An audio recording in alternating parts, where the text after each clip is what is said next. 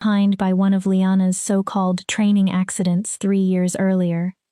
Outside, preparations were already underway for that evening's full moon ceremony. But the celebration was not for Arya. It was for Liana Blackwood, the golden daughter of Silver Creek. Liana's wolf had appeared when she was only 17, a full year early. Her transformation had revealed a magnificent white wolf filled with alpha power, and almost the entire pack had bowed in awe. Liana possessed everything Arya was supposed to have. Don't think about it, Arya told herself. She pulled her hair into a simple braid. Just survive today, the same way she had survived every other day. But this birthday felt heavier. 18 years of rejection seemed to press down on her shoulders, every painful memory adding another stone to the weight. Arya entered the packhouse kitchen through the servant's door. Chaos had already taken over. Omega wolves hurried between tables and ovens, preparing the enormous feast for Liana's ceremony. Of course, Liana could not simply have a normal full moon gathering. Her celebration had to be spectacular. Arya. Omega Teresa spotted her and immediately placed a tray of crystal glasses into her hands. Polish these and set them in the grand hall, and stay close to the walls. Arya looked up. Lady Blackwood's orders, Teresa explained quietly. She doesn't want you casting a shadow over Liana's special night.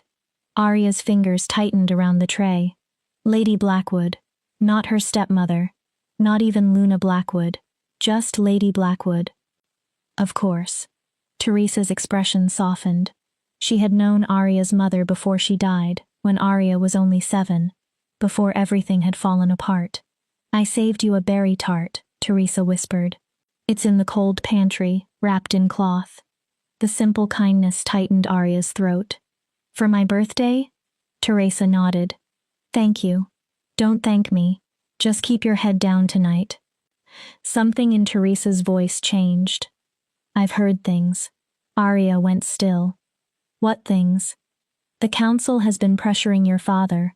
They want him to make decisions about pack members who can't shift. Cold spread through Arya's blood. What kind of decisions? But someone called Teresa from across the kitchen. The older Omega hurried away before answering. Arya carried the glasses through the corridors of the pack house. She had been born here. Technically, it was still her home, but she had not truly belonged inside these walls since her father, Alpha Gabriel Blackwood, had taken Lady Vivian as his second mate less than a year after Arya's mother died. Vivian arrived with her daughter Liana. Then, piece by piece, Vivian erased every trace of Arya's mother from the house. Portraits disappeared.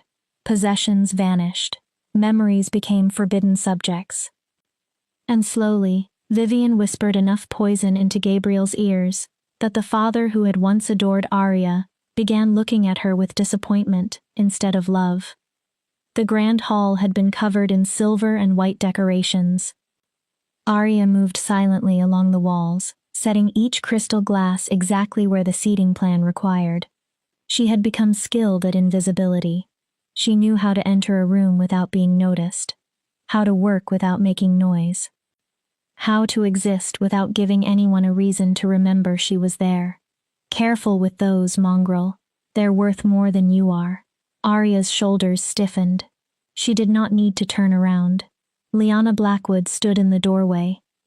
She wore an expensive white dress and looked exactly like the daughter an alpha would proudly display before his pack. She was tall and graceful, with golden hair cascading over her shoulders and emerald eyes bright with confidence. Or cruelty disguised as confidence. Behind her stood Kara and Melissa, daughters of powerful pack families and permanent members of Liana's little court. Both already had wolves. Both understood exactly how much social power that gave them. I am being careful, Arya said. She refused to react. Never take the bait. Liana walked deeper into the hall as though she already owned it. And someday, perhaps she would. Because Liana could shift. Because Liana had alpha potential. Because Liana was already being prepared to inherit Silver Creek. Never mind that Arya was Gabriel Blackwood's eldest daughter. Never mind that Blackwood blood ran through Arya's veins too.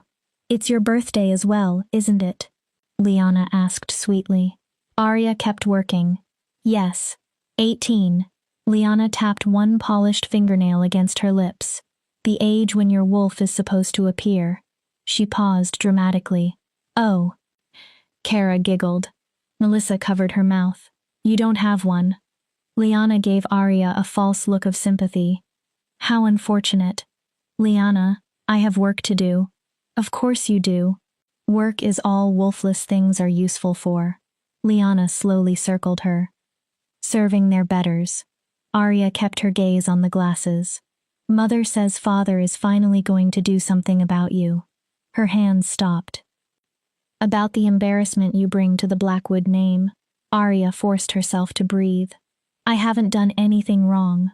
Lyanna stepped closer. You exist. Her voice dropped. That's wrong enough. Arya looked at her. A wolfless daughter born from an alpha bloodline is unnatural, Lyanna continued. It makes the pack look weak. She leaned toward Arya's ear. It makes father look weak. Then she pulled away. So tonight, after my ceremony, when I stand before the pack as the acknowledged heir. Lyanna smiled. Changes are coming. Kara and Melissa laughed behind her. Arya swallowed. I'm still your sister. Half-sister. Lyanna's expression hardened. And barely that. She stared directly into Arya's eyes. You're a mistake, Arya. A defect. And mistakes get corrected. Lyanna and her friends swept from the hall. Arya remained alone among the silver decorations and crystal glasses.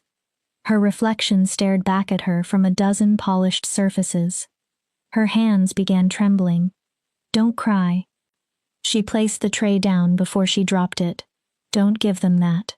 But the tears came anyway. This grand hall should have been celebrating her 18th birthday too. Her father should have looked at her with pride. Instead, tonight might become something much worse than another humiliation. It might be the night she lost everything. A quiet cough came from the doorway. Arya wiped her face quickly. Crying won't help. She turned. Grandmother Esther stood in the shadows. Gabriel's mother, Silver Creek's former Luna, and the only person in the Blackwood family who still treated Arya as if she belonged. Grandmother, I didn't hear you. That's because you were too busy feeling sorry for yourself. From anyone else, the words would have hurt. From Esther, they were almost comforting. At least her grandmother never lied to her. Lyanna said father is planning something. Gabriel is a fool being dragged around by that viper he married. Esther's voice was sharp. But he is still my son, and he is still your father. Blood and pack bonds are not so easily erased. Arya looked down. But I don't have a wolf. How can I have a real pack bond without one? Hush. Esther caught Arya beneath the chin and forced her to look up. Your mother was the strongest Luna this pack ever had. Arya stopped breathing for a moment. Esther almost never spoke about her mother. Do you know why? Arya shook her head. Because Seraphina understood something most wolves never do. Strength does not come in only one form. Esther's fingers tightened slightly. Your mother did not manifest her wolf until she was 19. Arya stared at her. 19? Late by every standard. Esther nodded.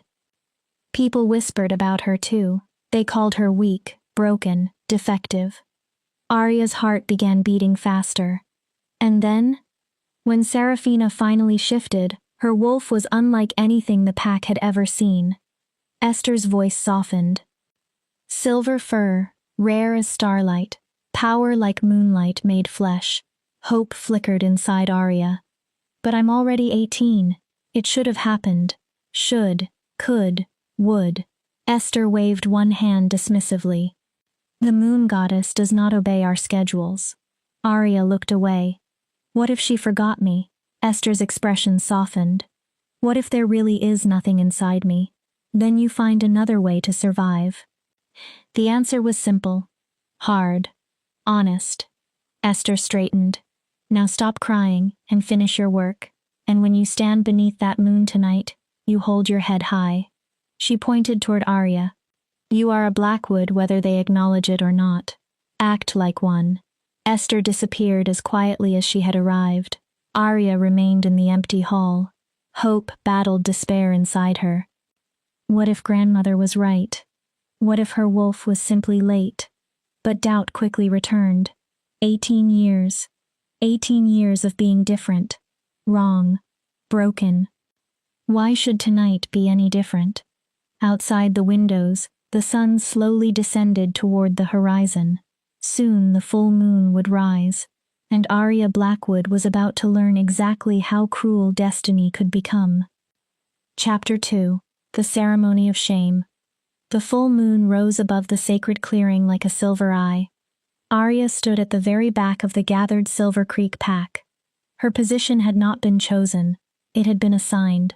Wolfless members stood at the edges, always at the edges, far enough away that their supposed deficiency would not taint the sacred ceremony. More than 300 wolves had gathered in ceremonial white and silver. Shifted wolves, unshifted wolves, warriors, omegas, elders. Power and anticipation filled the clearing. Tonight, everyone had come to witness Lyanna Blackwood's formal recognition as Gabriel's heir. Arya wore gray. Never white.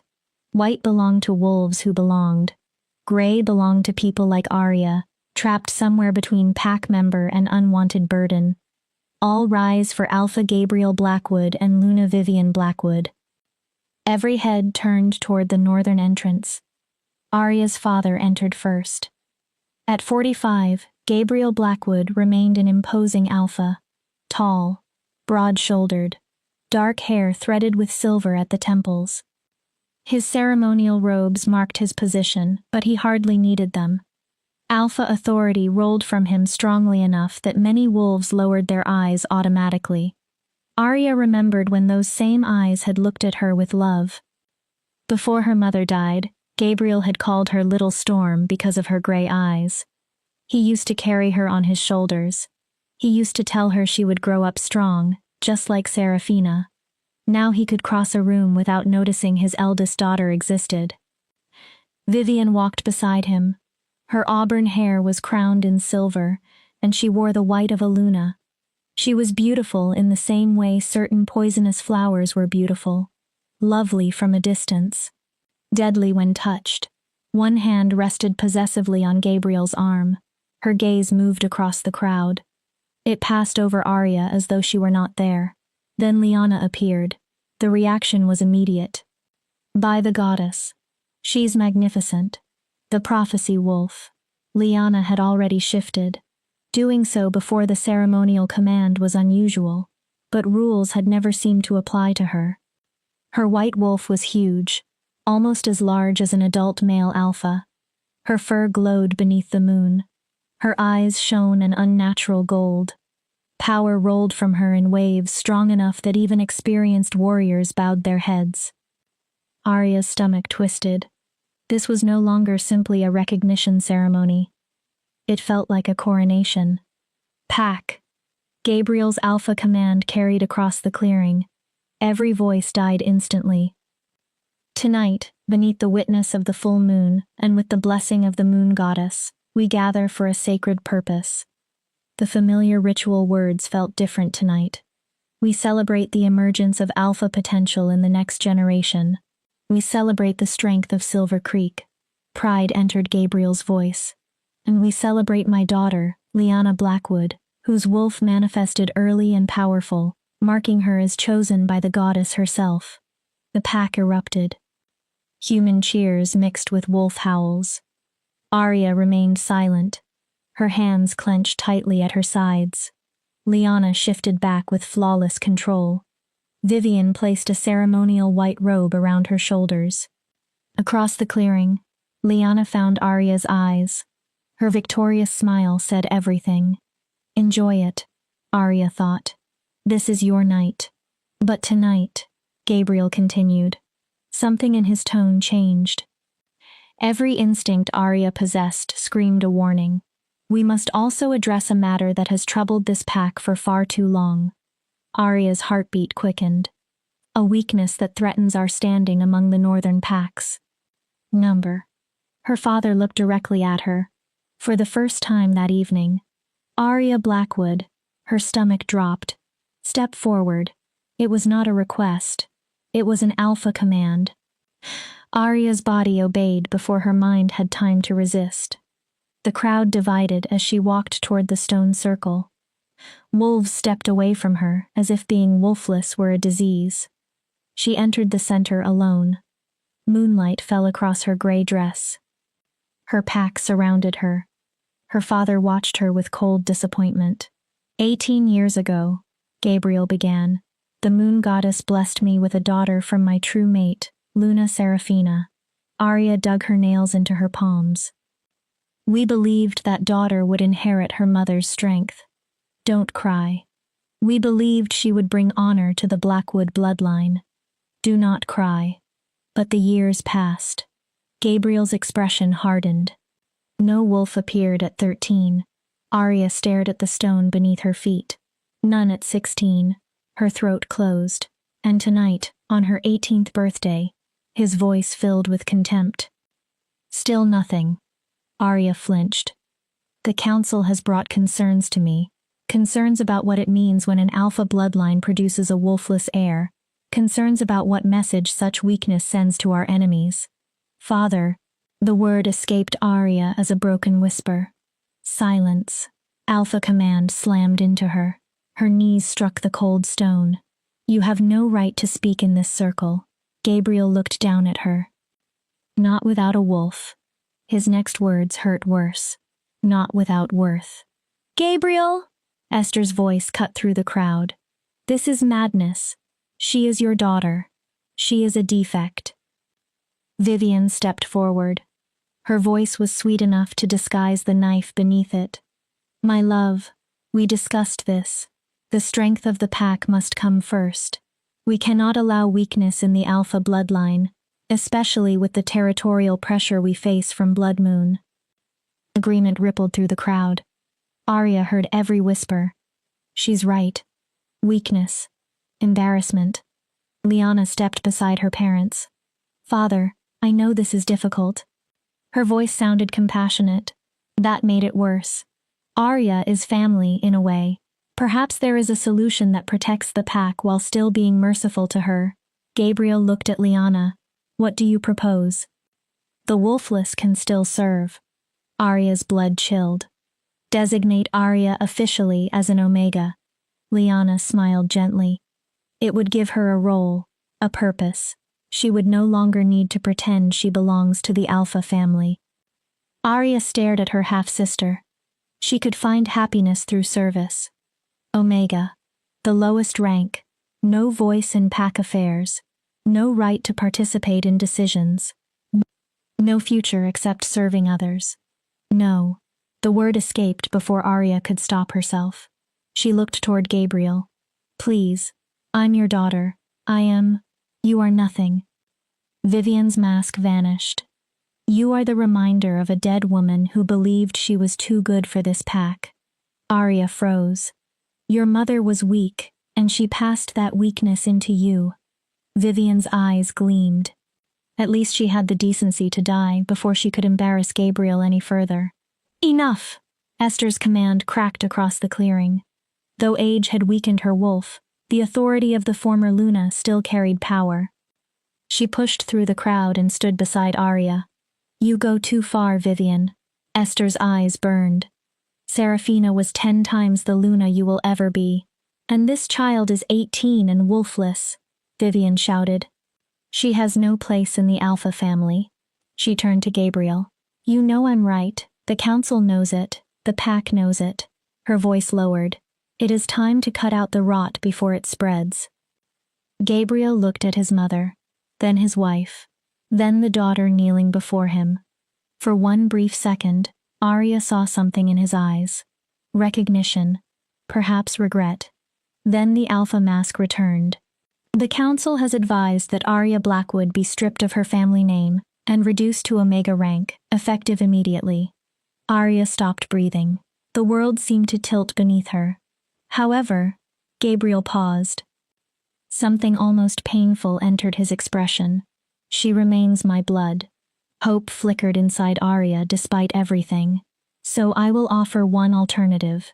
He looked directly at her. You have 1 week. Arya stared at him. 1 week to manifest your wolf. The clearing was completely silent. If you shift before the next full moon, you may remain in the family and keep the Blackwood name. Arya's heart pounded. But if you fail, Gabriel's expression hardened. You will accept Omega status without resistance, and from that day forward, you will never again claim connection to the Blackwood bloodline. 7 days. After 18 years of nothing, she had 7 days to summon a wolf that had never answered her. It was impossible, cruel, and still the only chance she had. I accept. Lyanna's head snapped toward her. What? For the first time that night, her composure broke. Father, you can't seriously. I have made my decision. Gabriel's alpha authority silenced her. Then his gaze returned to Arya. 7 days. Prove your worth or accept your fate. He turned away. The dismissal was absolute. The ceremony continued around Arya as though nothing important had happened. Lyanna was formally recognized as heir. The pack howled. The celebration began. Arya remained kneeling on the freezing stone. 7 days. Esther eventually came to her and pulled her upright. Come with me. Where? Now, Arya. They slipped away from the clearing. The farther they moved into the forest, the quieter the sounds of celebration became. Soon there was only wind moving through the trees and the pounding of Arya's heart. Grandmother, what am I supposed to do? Her control finally broke. Tears streamed down her face. I can't make a wolf appear. If I could, I would have done it years ago. Esther did not stop walking. Your mother made me promise something before she died. Arya stumbled. What?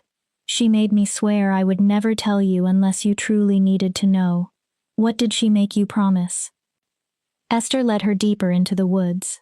Eventually they entered a clearing Arya had never seen, despite spending her entire childhood exploring the forest. An ancient stone marker stood at its center. Symbols covered its surface. Under the moonlight, they almost seemed to move. Your mother's wolf did not simply manifest late, Esther said. Arya looked at her. It remained dormant because Seraphina was something this pack had not seen for 3 generations. Esther faced the stone. Something powerful. She looked back at Arya. And dangerous. What was she? A moon singer. Arya stared at her. That's a legend. Is it? Esther seized her shoulders. Your mother could make plants grow by singing to them. She could heal certain wounds with a touch. She could sense lies as clearly as you or I hear a scream. Her voice fell. And when she finally shifted, her wolf was silver as moonlight. Arya barely breathed. When Seraphina howled, every wolf within 100 miles felt it in their bones. Arya shook her head. But I'm nothing like that. I can't do any of those things, because you have been suppressed. Arya went still. Esther's face hardened. Vivian is not simply cruel. She lowered her voice. She is a witch. She is not a werewolf at all. Arya stared at her grandmother. And she has been poisoning you since you were 7. The forest seemed to move beneath Arya's feet. What? Small doses. Never enough to kill you. She is too clever for something so obvious. Esther's anger shook in every word. But enough to keep your wolf dormant. Enough to weaken you year after year. Memories rushed through Arya. The special teas Vivian always insisted she drink. The meals prepared only for her. The strange exhaustion that had worsened with age.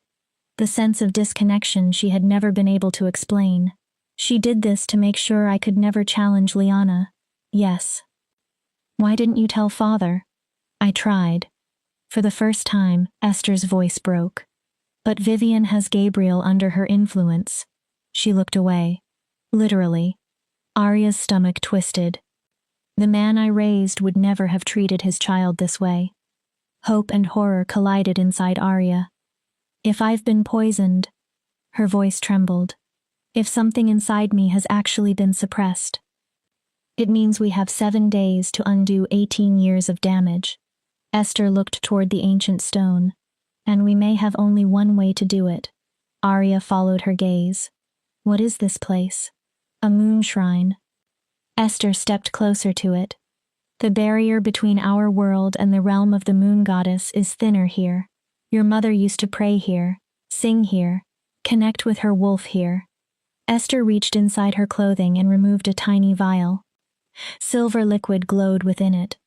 This is moon water. It was blessed beneath a lunar eclipse. Arya stared at the vial. It can purge poison and break weaker spells. Then give it to me. It may also kill you. Arya's hand stopped. Esther did not soften the truth. If your wolf is not truly dormant, if there is nothing inside you for the moon water to awaken, the water will search for something that does not exist. Her eyes held Arya's, and it will burn through you from the inside. Arya looked at the glowing liquid.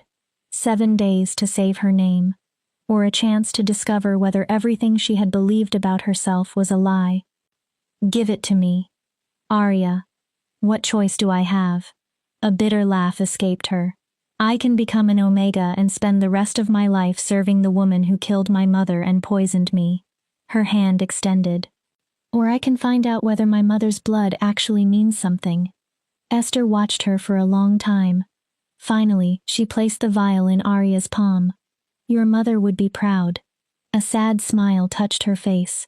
Foolish, perhaps, but proud. Arya uncorked it. Drink everything. Then place your hands on the shrine and open yourself to the goddess. And if she doesn't answer? Esther's eyes filled with sorrow.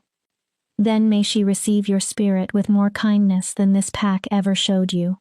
Arya raised the vial. The moon water smelled like winter, moonlight, and something so ancient she had no word for it. Her hand shook. This could kill her. But at least this choice belonged to her. Arya drank. Fire and ice struck her tongue at the same time. She nearly dropped the vial. Still, she swallowed every drop. For one heartbeat, nothing happened. Then agony exploded through her. Arya screamed and collapsed. Pain spread from her stomach through every vein like shattered glass. 18 years of poison fought against the moon water, tearing through her body.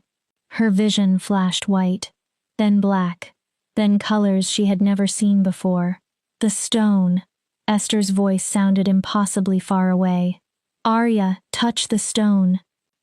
Arya dragged herself across the earth. Her hands struck the ancient marker.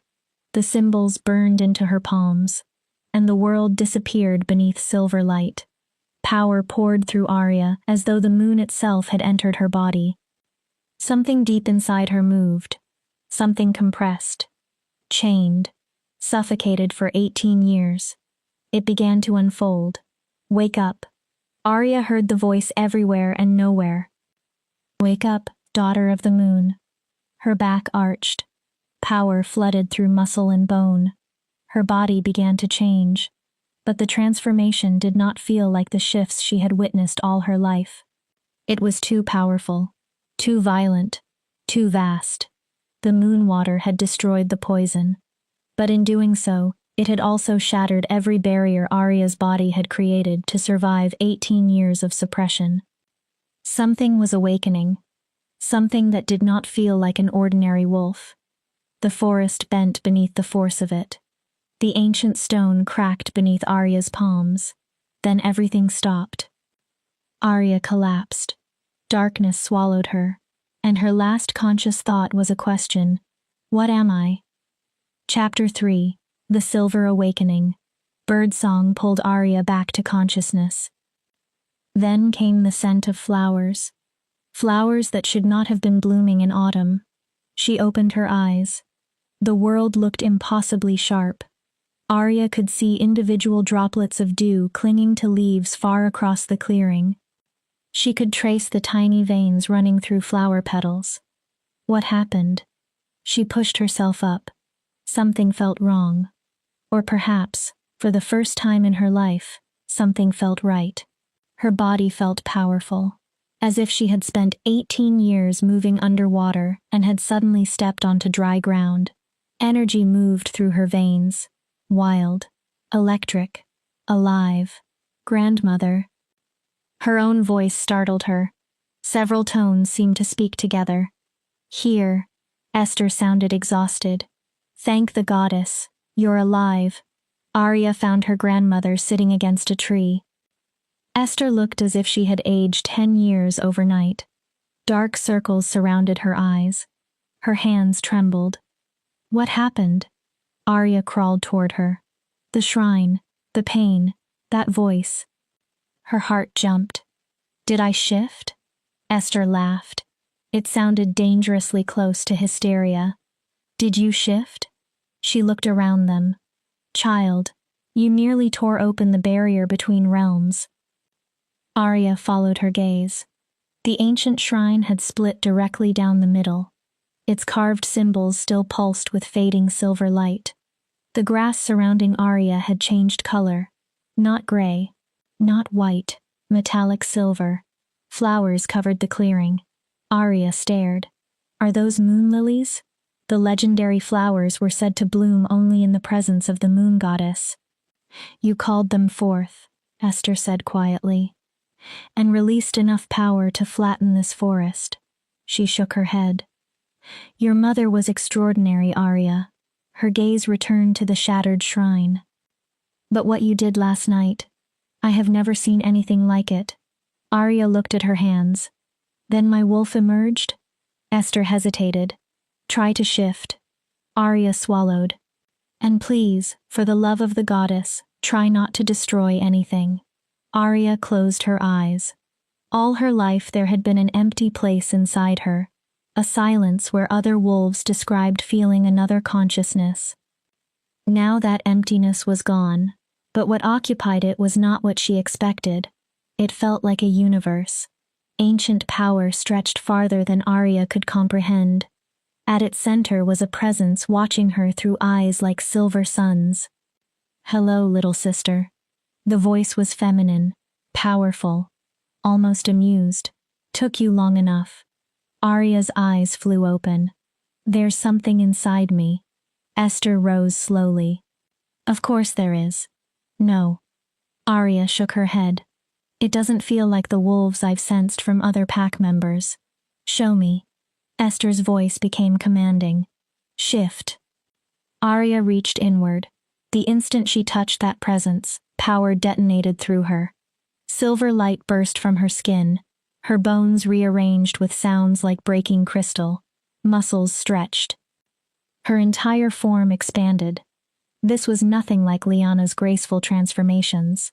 Reality itself seemed to resist what Arya was becoming. Then the light faded. Esther stumbled backward. Arya looked down. She was a wolf. Technically. But calling this creature a wolf felt like calling the ocean a puddle. Her fur was not white. It was pure metallic silver, glowing with its own light. She was enormous. Twice the size of an ordinary alpha wolf. 4-inch fangs filled her mouth. Her claws cut grooves into the earth with almost no pressure. Arya moved toward a pool of water. Molten silver eyes stared back from the reflection. Then she saw the marking on her chest. A dark silver crescent moon. Stars surrounded it. And the stars seemed to twinkle. Well? The voice inside her sounded pleased. Impressed? What are you? Arya asked silently. We are Luna Wolf. The name meant nothing to her. The moon goddess's own blood. A bridge between divine and mortal. Born once in 1,000 years. The voice sounded almost proud. A pack of one that commands all others. We are in enormous trouble.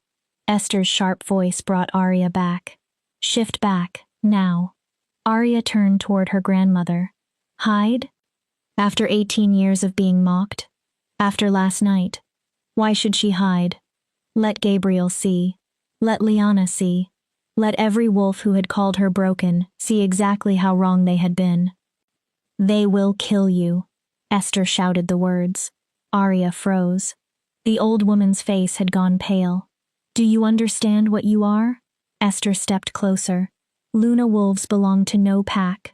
They bow to no alpha. Her eyes moved across Arya's huge silver form. They stand above alphas. Arya's excitement turned cold. If Gabriel realizes what you have become, he will either try to control you or destroy you. Esther's voice lowered. And if Vivian discovers that 18 years of poisoning failed? She shook her head. There will be no safe third option. Arya understood. Her father would not see the daughter he had rejected. He would see a power greater than his own, a threat.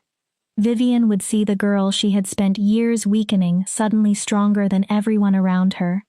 Arya drew the power inward. Her transformation reversed. Moments later, she stood human again, naked and trembling. Esther wrapped a blanket around her shoulders. As far as the pack knows, you spent the night in your quarters after the ceremony. Arya listened. No one knows about the moon water. No one knows about the shrine. Esther gripped her shoulders. You have 7 days to manifest a wolf. So we give them one. Arya frowned. A believable one. Esther nodded. Not this. She gestured toward the silver grass. You will learn to compress your power, show them a strong wolf, but nothing that threatens Lyanna's position.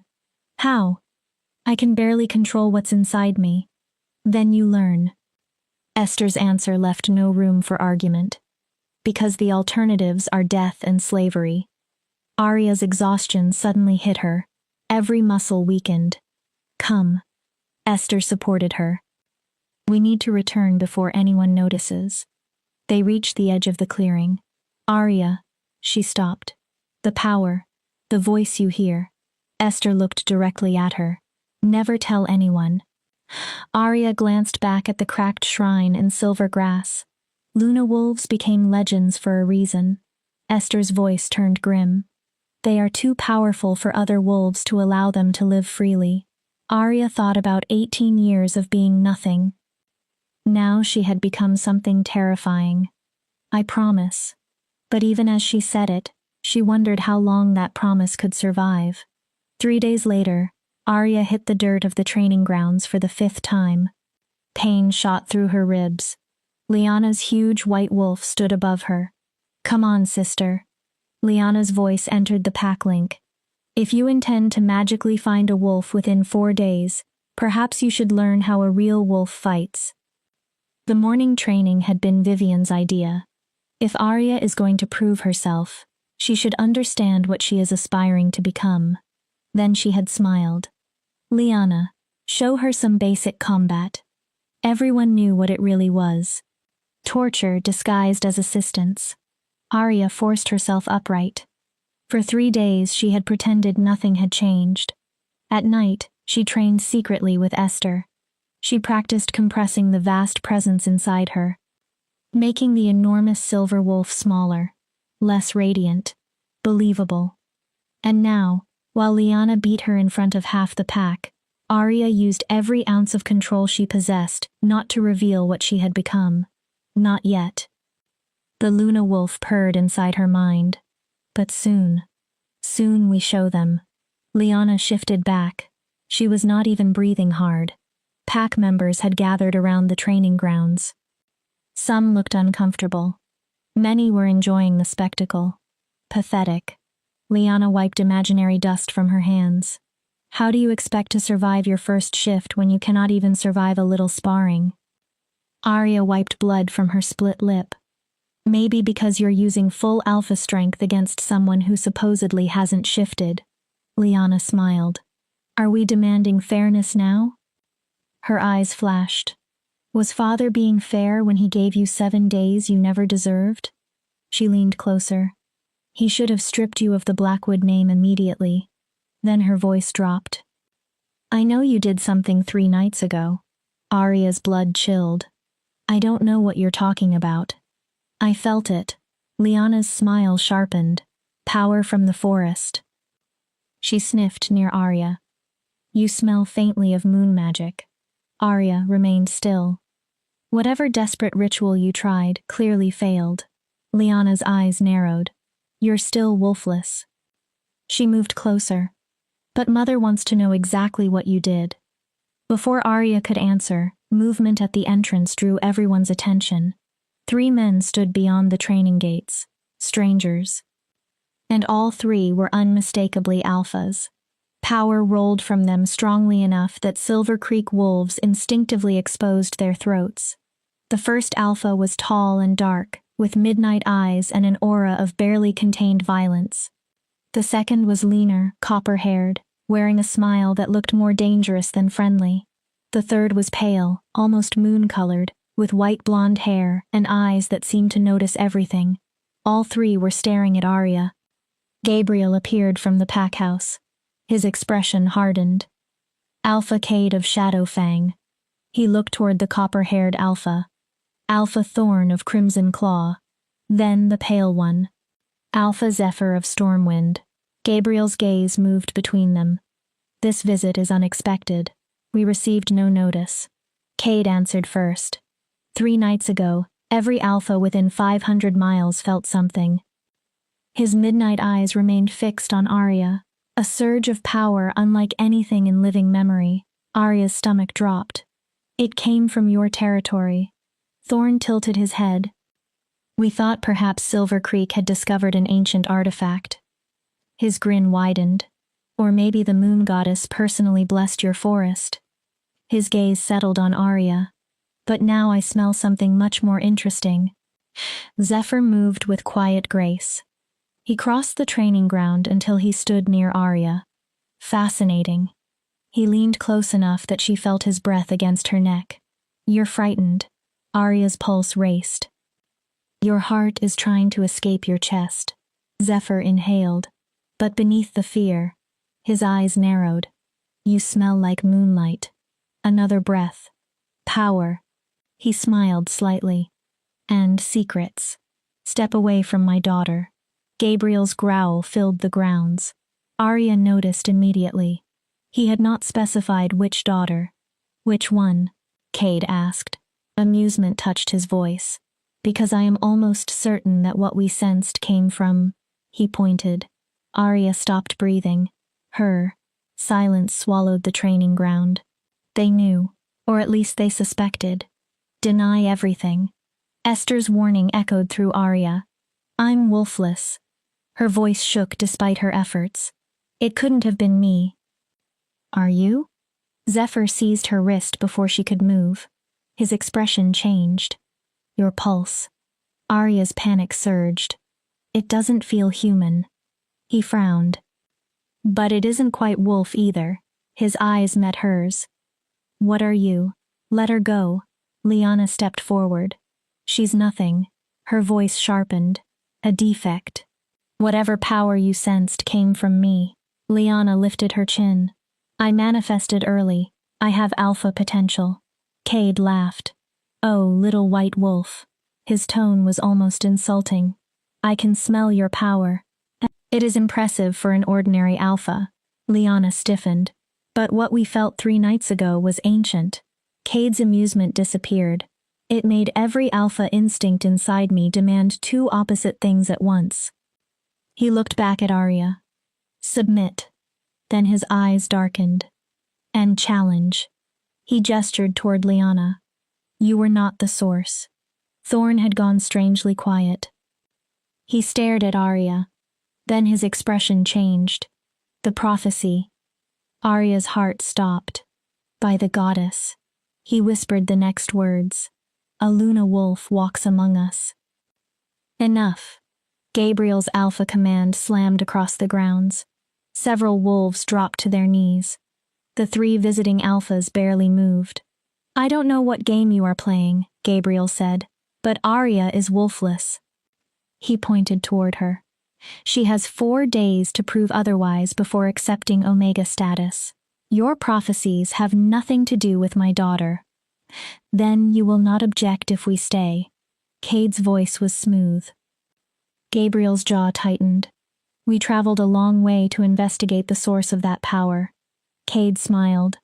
We may as well remain until Arya's deadline. It was not a request. Gabriel knew it. After a tense pause, he nodded. Silver Creek will offer hospitality. Oh, we didn't come for hospitality, Thorn said. His attention returned to Arya. If a Luna wolf truly awakened, his grin faded. Everything is about to change. He studied her. The only question is who she chooses to stand beside. She is wolfless. Vivian appeared beside Gabriel. Her voice was shrill. I don't care what you imagined you felt. She glared at Arya. In 4 days, this girl will become an Omega. Zephyr released Arya's wrist, but he remained close. We'll see. His quiet words raised the hair on Arya's arms. Something tells me this story is only beginning. The Alphas followed Gabriel and Vivian toward the pack house. Arya remained frozen. They know. Lyanna approached. Well? Her voice dripped venom. Looks like your secret may not be very secret. Arya turned toward her. Mother is going to find this extremely interesting. Lyanna leaned close. Whatever you are hiding, everyone will discover it eventually. Then she smiled. And then we'll see what Father decides to do with you. That night, Arya paced her tiny room like a trapped animal. Esther watched from a chair in the corner. They know. Arya turned sharply. Grandmother, those Alphas know what I am. They suspect, Esther corrected her. There is a difference. They sensed the transformation. Yes. They came here because of me. Yes. Arya pressed both hands against her temples. Why would 3 Alphas care about an old prophecy? Because a Luna wolf does not possess only power. Esther's expression became grave. She possesses influence. Arya stopped pacing. If a Luna wolf chooses an Alpha as her mate, that alliance could elevate his pack above all others.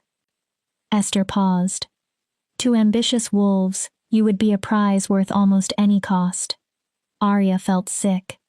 So I'm a weapon. A tool. An opportunity. A political advantage. Esther did not soften it. If those Alphas identify you before Gabriel or Vivian understands what you are, they may try to court you. Her expression darkened. Claim you. Control you. I won't be controlled. Arya's voice rose. I spent 18 years being nothing. I finally become something and everyone thinks they can. A knock cut her off. Both women froze. Arya approached the door cautiously. She expected a servant, or another order from Vivian. Instead, Alpha Cade leaned against the doorway. Dangerous. Relaxed. Smiling. Hello, little Luna. Arya's pulse jumped. I think you and I need to talk. Chapter 4. The Alpha's Bargain. Cade's presence filled Arya's room like smoke. Esther stood immediately and placed herself between him and Arya. You have no right to enter these quarters. I mean no disrespect, Elder. Cade's eyes never left Arya. But what I need to say cannot pass through pack politics or family filters. Anything important can be said through proper channels. Cade smiled. Even information about a witch poisoning an Alpha's daughter for more than a decade. Esther went silent. Even information about a prophecy capable of changing the balance of power throughout the northern packs. Cade finally looked at her. I know who you are, Esther Blackwood. Your reputation as Luna existed long before Vivian replaced you. He inclined his head. I also know you genuinely care about this girl. His gaze returned to Arya. So let me speak. If she tells me to leave afterward, I will. Esther looked at Arya. Your choice. Everything inside Arya warned her that Cade was dangerous. But he knew about Vivian. He knew things Arya desperately needed to understand. 10 minutes. Cade smiled. That will be enough. He stepped inside. Even standing casually against the wall, Cade moved like a predator prepared for violence.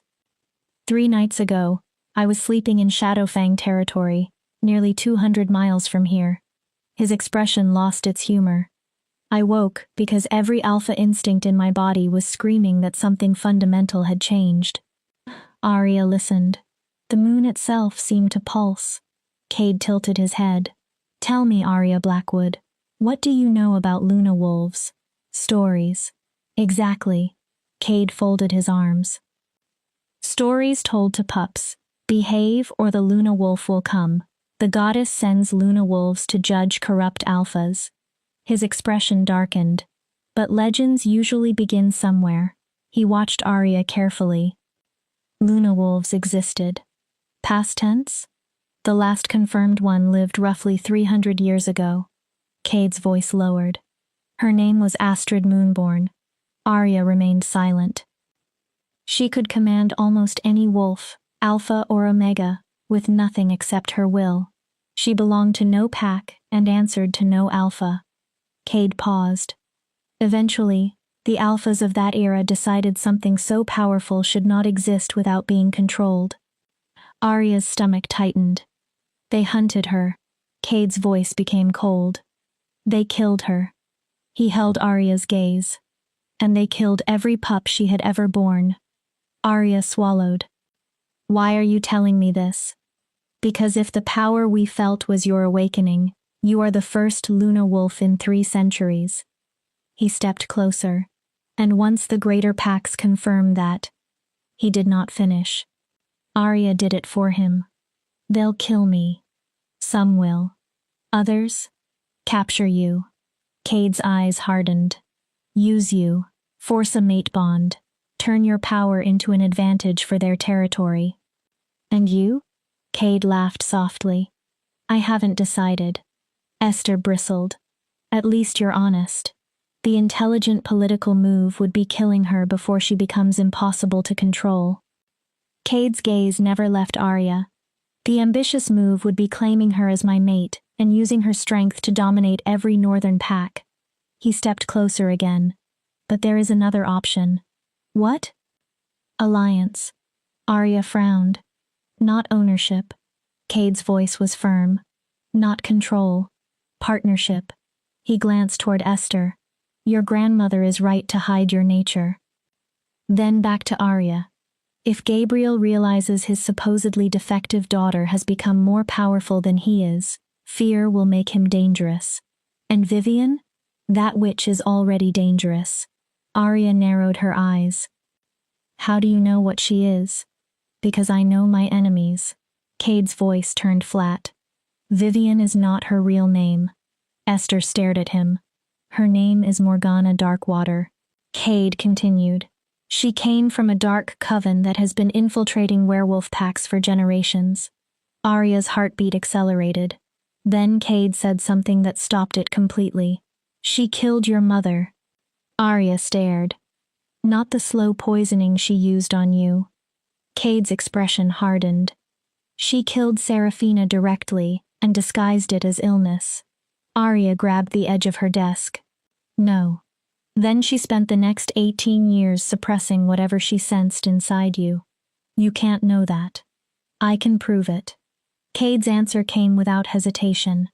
A witch in my territory defected from Morgana's coven years ago. She came to Shadowfang seeking protection. He moved nearer. She has been telling me about Morgana's operations for more than a decade. Then why didn't you stop her? Because I never understood why Morgana chose Silver Creek specifically. Cade's expression tightened. Until 3 nights ago. Arya understood. The power. Yes. Cade looked toward Esther. Luna wolves are born, not created, and their bloodlines are extraordinarily rare. He looked back at Arya. Serafina was a moon singer. Arya held herself still. That meant her child carried the possibility of something even greater. Morgana knew? She must have sensed your potential when you were young. Cade nodded. So she removed your mother, took her place beside Gabriel, then stayed close enough to suppress you. Arya's voice cracked. Why not just kill me too? Esther answered before Cade could.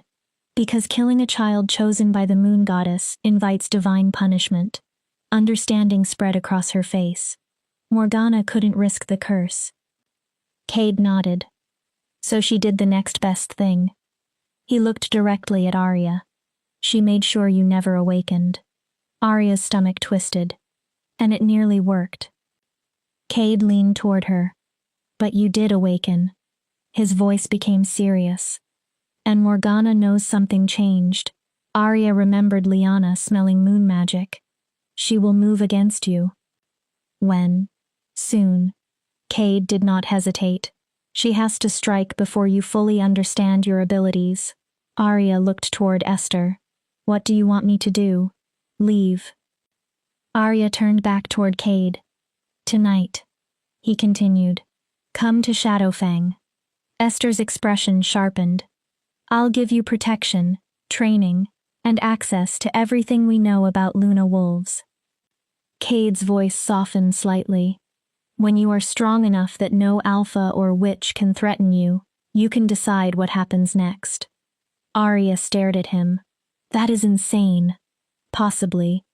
You're asking me to abandon my home and trust a stranger who admitted he considered killing me. I'm offering survival. Cade's tone hardened again. Your father will not protect you. Morgana will attack you. Lyanna wants you gone. He paused. And 4 days from now, when you demonstrate your wolf, I'll show them something normal. Cade shook his head. Thorn and Zephyr sensed your awakening from hundreds of miles away. His expression was grim. They are not fools. The moment you shift, even if you disguise your form, they will feel the power beneath it.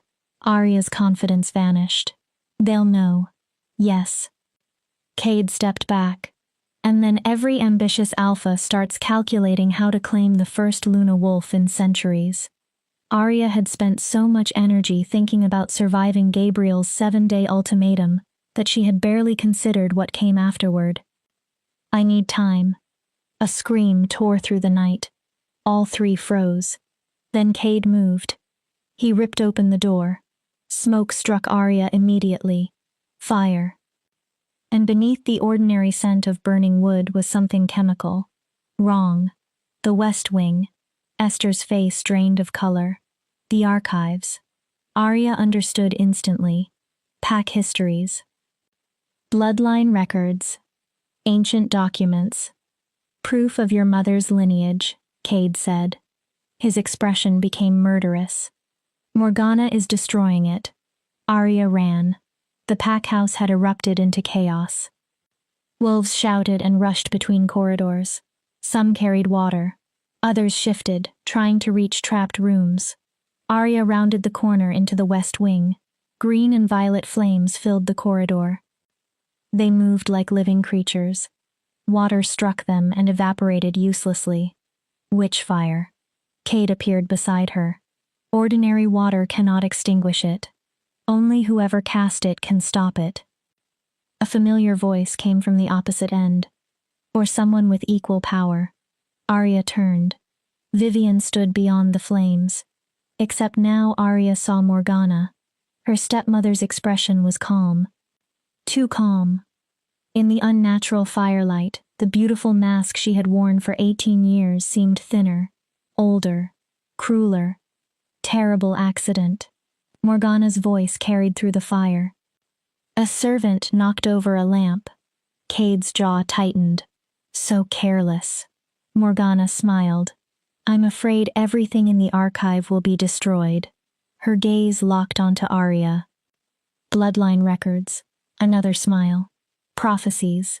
Her eyes glittered. Ancient history. You're destroying evidence. Arya stepped forward. Evidence of my mother. Morgana's expression sharpened. Evidence of what? Her voice rose. That you're special? She laughed. That you're anything except the wolfless disappointment everyone knows you are? Arya clenched her fists. Even if you somehow manifested something impressive, do you really believe Gabriel would choose you over Lyanna?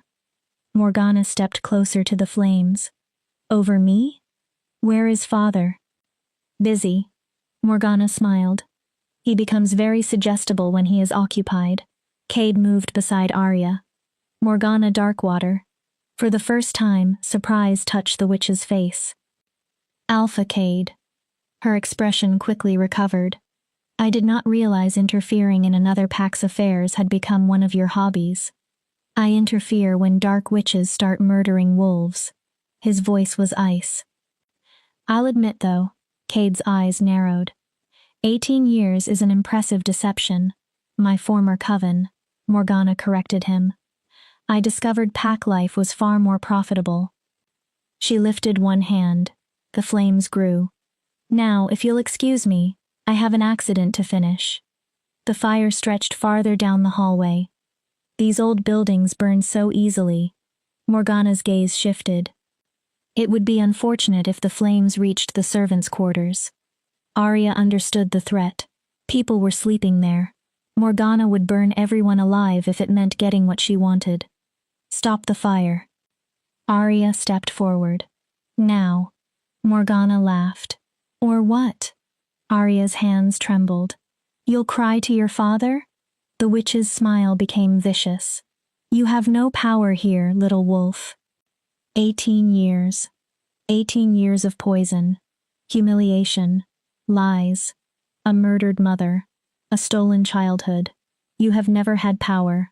Morgana stepped nearer. And 4 days from now, after you fail to shift and Gabriel finally reduces you to Omega, she smiled, I will make every remaining day of your short life punishment for carrying your mother's tainted blood. Something inside Arya broke. No more. You want to see power? Her own voice sounded different, layered. The walls seemed to vibrate with it. Morgana's smile faltered. You want to see what my mother's tainted blood gave me? Arya. Cade's warning came too late. She reached inward, toward the presence she had hidden for 3 days. Show her. Arya felt the Luna wolf smile inside her consciousness. With pleasure. Power exploded from Arya. Silver light filled the corridor. Wolves screamed and shielded their eyes. The witchfire recoiled. Then Arya shifted, not into the smaller wolf Esther had taught her to create, into her true form. Silver fur erupted across her transforming body. Her bones restructured like thunder breaking beneath the earth. Reality itself seemed to bend around her. Then the transformation ended. Silence followed. Arya stood twice the size of an ordinary alpha. Silver fur illuminated the dark corridor. The crescent marking on her chest burned with light. Tiny stars shimmered around it. Molten silver eyes settled on Morgana. For the first time in 18 years, Arya saw genuine fear on her stepmother's face. Hello, murderer. Arya's voice entered every mind inside the pack house. Unavoidable, powerful. Morgana stumbled backward. Did you truly believe poison could destroy something the moon goddess created? No. Morgana shook her head. No, you were suppressed. Fear broke her voice. You should have remained dormant. You murdered my mother. Arya moved forward. The floor cracked beneath one massive paw. You poisoned me. Another step. You tried to erase everything I was supposed to become. Morgana's terror became rage. Green fire erupted from her hands. It shot toward Arya like spears. Arya opened her jaws and howled. The sound was more than noise. Power became sound. Windows shattered. Walls cracked. Every trace of witchfire disappeared instantly. Darkness filled the corridor. Except for the silver light coming from Arya, Morgana had fallen to her knees. Blood ran from her nose. Around them, wolves lay flat against the floor, heads bowed, bodies responding to an authority their instincts could not resist.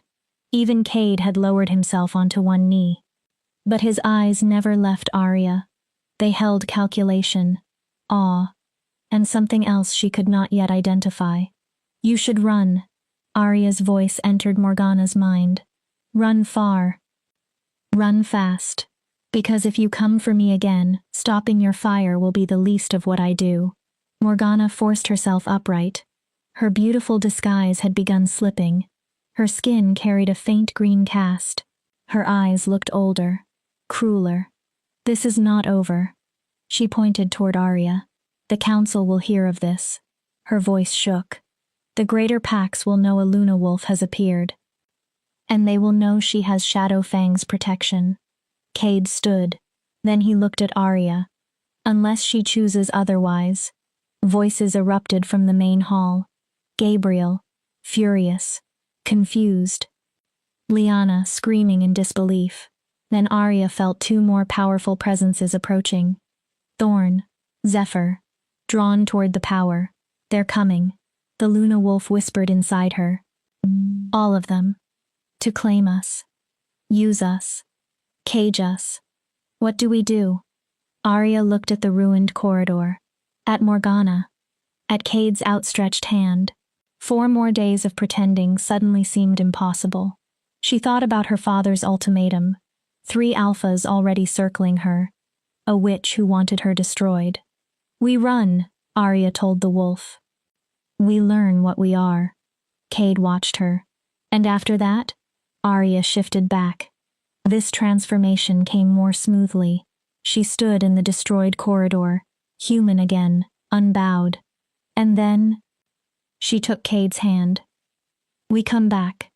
Her gray eyes flashed silver. And we make them all bow. Chapter 5, Shadows and Silver. Shadowfang territory was nothing like Silver Creek. Silver Creek had polished packhouses, carefully maintained paths, and rigid social ranks. Cade's territory was wild. A fortress had been carved directly into the mountainside, surrounded by ancient forests. The wolves living there carried scars. They were survivors hardened by conflict. And unlike Silver Creek, everyone at Shadowfang already knew what Arya was. Again, Cade's command snapped across the training ground. Arya shifted, human to Luna Wolf, then back. Again. It was her 20th transformation that morning. Each one had become smoother, but controlling the power still felt like forcing an ocean into a cup. Faster. Cade circled her. In battle, hesitation gets you killed. You need to shift because instinct commands it, not because you have time to think. Arya glared. Her eyes flickered between gray and silver. Easy for you to say. You aren't controlling enough power to flatten a city. Exactly why you need discipline. Cade stopped before her. Right now, you are power without precision. I'm not a weapon. No? His smile sharpened. Then what are you? Arya crossed her arms. A princess waiting to be rescued? Her jaw tightened. A victim collecting old wounds? Cade suddenly moved into her space. Or are you the Luna Wolf I saw make a dark witch tremble? His voice dropped. The wolf who brought an entire pack to the floor with one howl? Silver energy sparked over Arya's skin. Careful, Alpha. She held his gaze. You may not enjoy what happens if you push me too far. Cade grinned. There she is. Arya's power rose. That is the wolf I'm trying to train. He leaned closer, not the frightened girl who apologized for breathing. His smile vanished. The predator who takes what belongs to her. Before Arya could answer, another voice came from the edge of the field. If you two have finished aggressively flirting, we have a problem. Thorn stood there. The Crimson Claw Alpha had arrived 3 days earlier, officially to observe Arya's training. No one believed that excuse. He was making certain Cade did not gain exclusive access to her. What problem? Cade asked. Your witch wants an audience. Arya straightened. Elena Shadowmirror? Thorn nodded. She says Morgana is planning something involving the Greater Pack Council. Cade's expression changed immediately. I've kept Elena under protection for years. He looked at Arya. If she is speaking now, the information matters. Do you want to hear her? Part of Arya wanted nothing to do with another witch. But she had started learning something important. Information was power. Bring her. They met inside the council chamber. Elena Shadowmirror was not what Arya expected. There was nothing glamorous or sinister about her. She looked tired, perhaps 40. Graying brown hair framed a face marked by regret. When Arya entered, Elena stared. Then she smiled. By the goddess. Her voice trembled. You really exist. Arya sat opposite her. Cade and Thorn stood nearby. You know why Morgana targeted my family? Elena's smile disappeared. I know almost everything. Arya waited. I was Morgana's confidant for 15 years.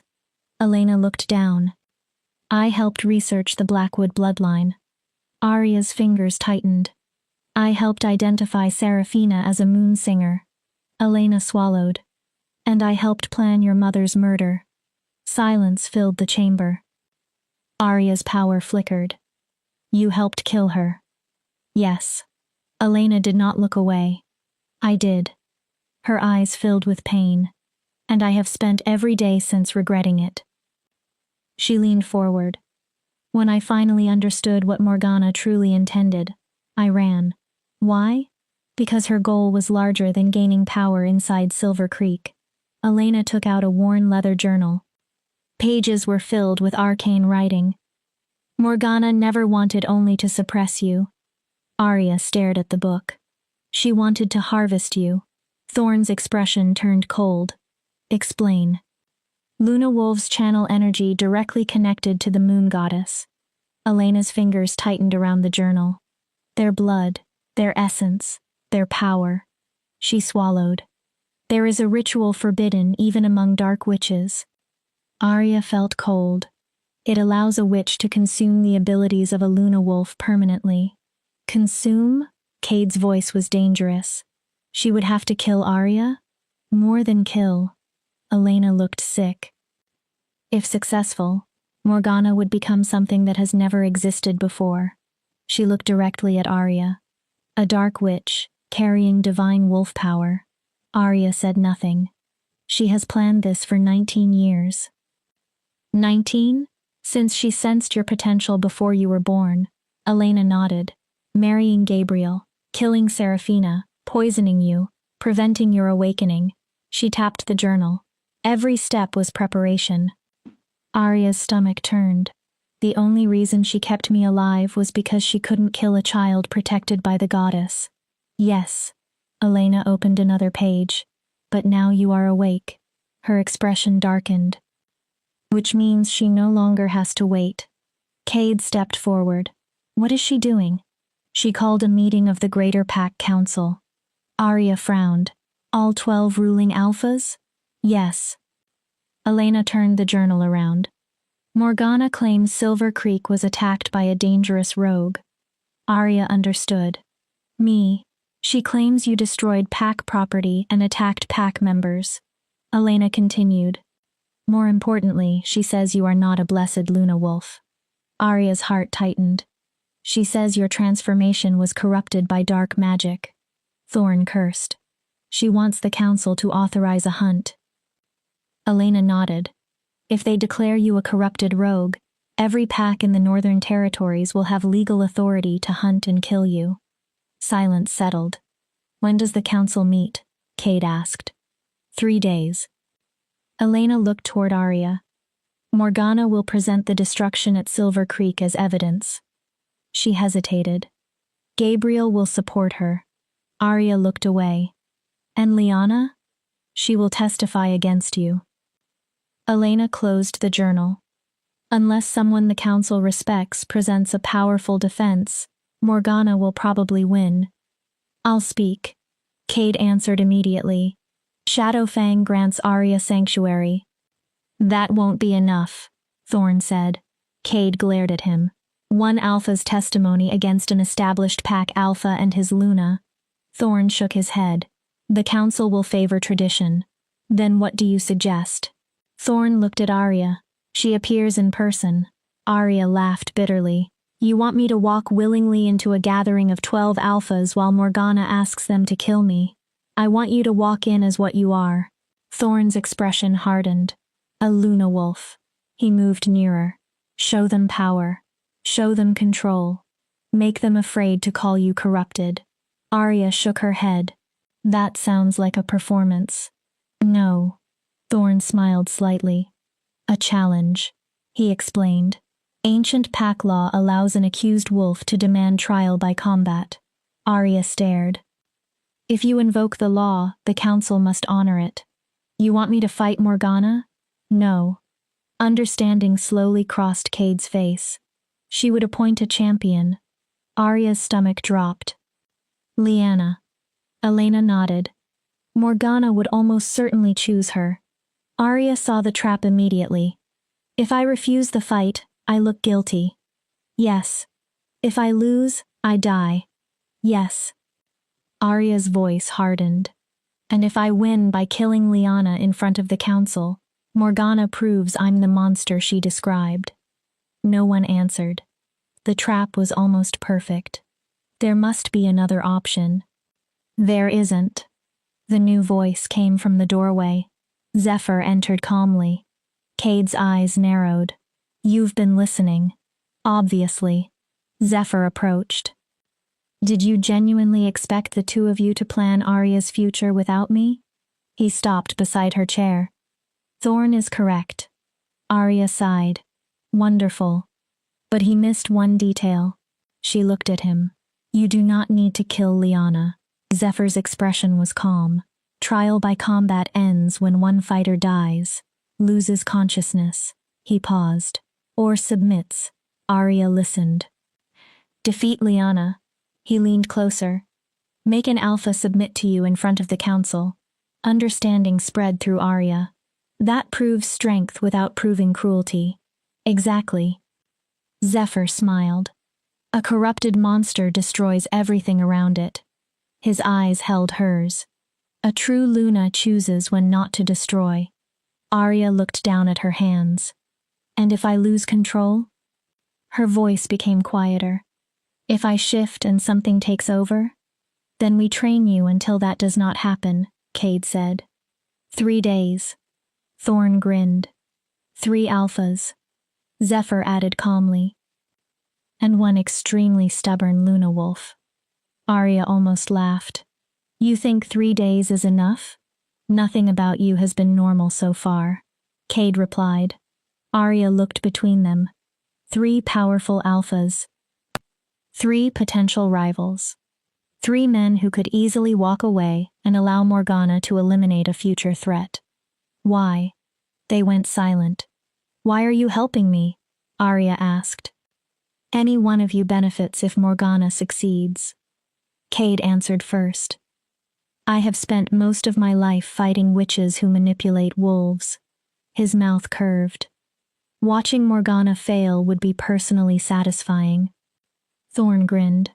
I want to see Gabriel Blackwood's expression when the daughter he called defective walks into the council stronger than his chosen heir. Arya looked at Zephyr. His answer came quietly. Luna wolves appear only once every few centuries. He met her eyes. They are catalysts. For what? Change. Zephyr's gaze softened. And I want to see what kind of world you create.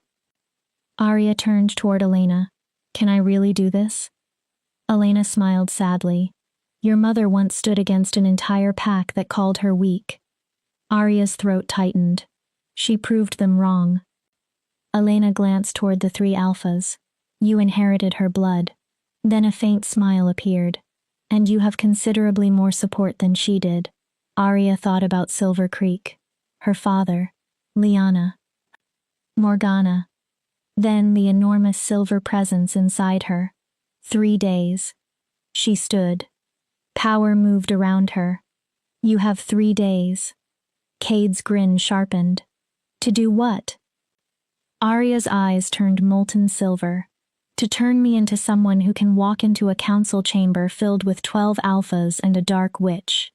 Silver sparks ran across her fingers. And make them remember why Luna wolves became legends. 2 days later, Arya was bleeding from more wounds than she could count. Midnight covered Shadowfang's training grounds. Her muscles screamed. Her mind was exhausted. And she had never felt more alive. Again. Cade's voice carried across the field. All 3 alphas were shifted. For 2 days they had pushed Arya beyond every limit she believed she possessed. They taught her how to transform in combat. How to suppress her presence. How to release only enough power for the situation. How to strike precisely instead of simply overwhelming everything around her. Now came the final test. 3 alphas. 1 Luna wolf. Last wolf standing. Arya shifted. The transformation flowed through her like water. Silver light wrapped around her body. Her enormous wolf appeared. Even the light itself had become controllable. She could dim her radiance until she almost disappeared beneath shadows, or intensify it until an opponent could barely look at her. Cade attacked first. A black blur aimed directly at Arya's throat. She pivoted, caught his momentum, then drove him into the earth. Her abilities were not only physical. With concentration, Arya could change how heavy her body became, how quickly she moved. Even the way surrounding force interacted with her. Thorn struck next. He attacked with pure aggression, fast, relentless, testing whether pressure could break her control. Arya met him directly. Their bodies collided. The ground trembled. Then Zephyr appeared, silent, precise. He attacked Arya's legs, searching for balance weaknesses. He fought completely differently from Thorn. Where Thorn burned, Zephyr flowed. Clever. The Luna Wolf sounded amused inside Arya, but not clever enough. Arya released a howl. Not the destructive howl she had used against Morgana's fire. This one was controlled, focused. Authority swept across the training field. All three alphas froze, only for a heartbeat. But that was enough. Arya moved. One paw pinned Cade. Her jaws closed around Thorn's throat without breaking skin. Her power forced Zephyr flat against the earth. Three alphas, defeated. Not through uncontrolled destruction, through control.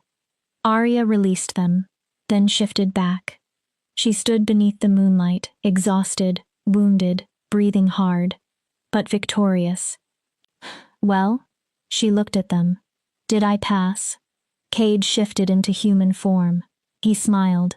You didn't pass. Arya lifted an eyebrow. You dominated. Thorn shifted next. He rubbed his throat. Gentle with the teeth. He grinned. I'm impressed. Zephyr transformed more slowly. For several seconds, he simply studied Arya. Then he bowed from the waist. You're ready. Tomorrow, Luna Wolf, the Council will learn exactly what you are capable of. Something changed inside Arya. Not her power. That had already awakened. This was different. For the first time, she stopped thinking of herself as Arya Blackwood, the wolfless daughter everyone pitied or despised. Tomorrow she would face the entire werewolf world, and she would face it as herself. Chapter 6. The Council's Judgment. The gathering grounds belonged to no pack, neutral territory. Ancient law ruled there instead of territorial authority.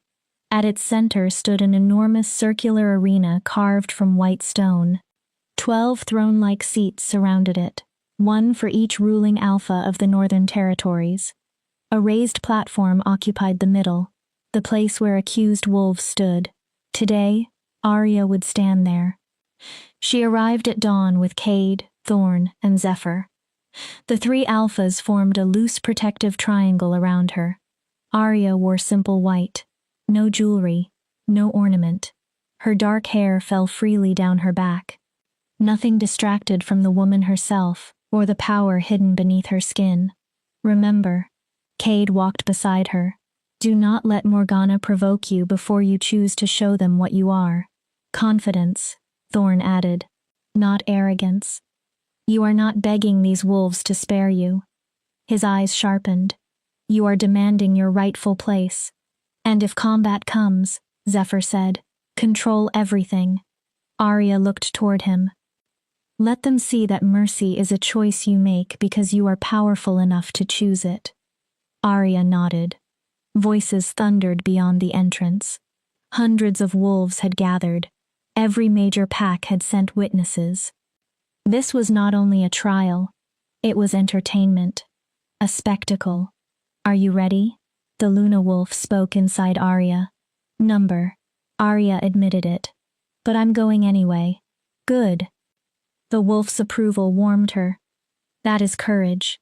Arya entered the arena. Noise slammed into her. Hundreds of wolves filled the galleries. Alphas, betas, warriors. Representatives from territories across the north. Their scents carried fear, excitement, curiosity, hostility, and beneath everything, dark magic. Arya found Morgana immediately. She sat with the Silver Creek delegation. Black clothing made her look like a grieving mother, concerned for a dangerous stepdaughter. Beside her sat Gabriel. He looked older, tired. His eyes seemed distant. The false mate bond still controlled him. Lyanna sat on the other side. White and gold surrounded her. She met Arya's gaze. There was no false affection left now. Only hatred, jealousy, fear. She knows. Arya thought. She knows I became something she can never be. Silence. Alpha command rolled through the arena. Arya turned toward the council. 12 powerful alphas occupied the stone seats. Alpha Fenris of Ironclaw, ancient, scarred. Alpha Sable of Moonfire, the council's only female alpha. Alpha Darius of Bloodstone, whose territory bordered Silver Creek. And at the center sat Alpha Constantine of Northern Star, the elected leader of the Greater Pack Council. Even seated, Constantine was enormous. Silver hair framed a face carved by decades of command. His pale eyes swept across the arena. Everything became silent. We gather to hear accusations of rogue behavior and possible corruption. His voice required no effort to carry. Alpha Gabriel Blackwood of Silver Creek has brought charges against Arya Blackwood. Constantine looked toward her. Step forward. Arya entered the central platform alone. Council law prevented Cade, Thorn, and Zephyr from joining her during the opening proceedings.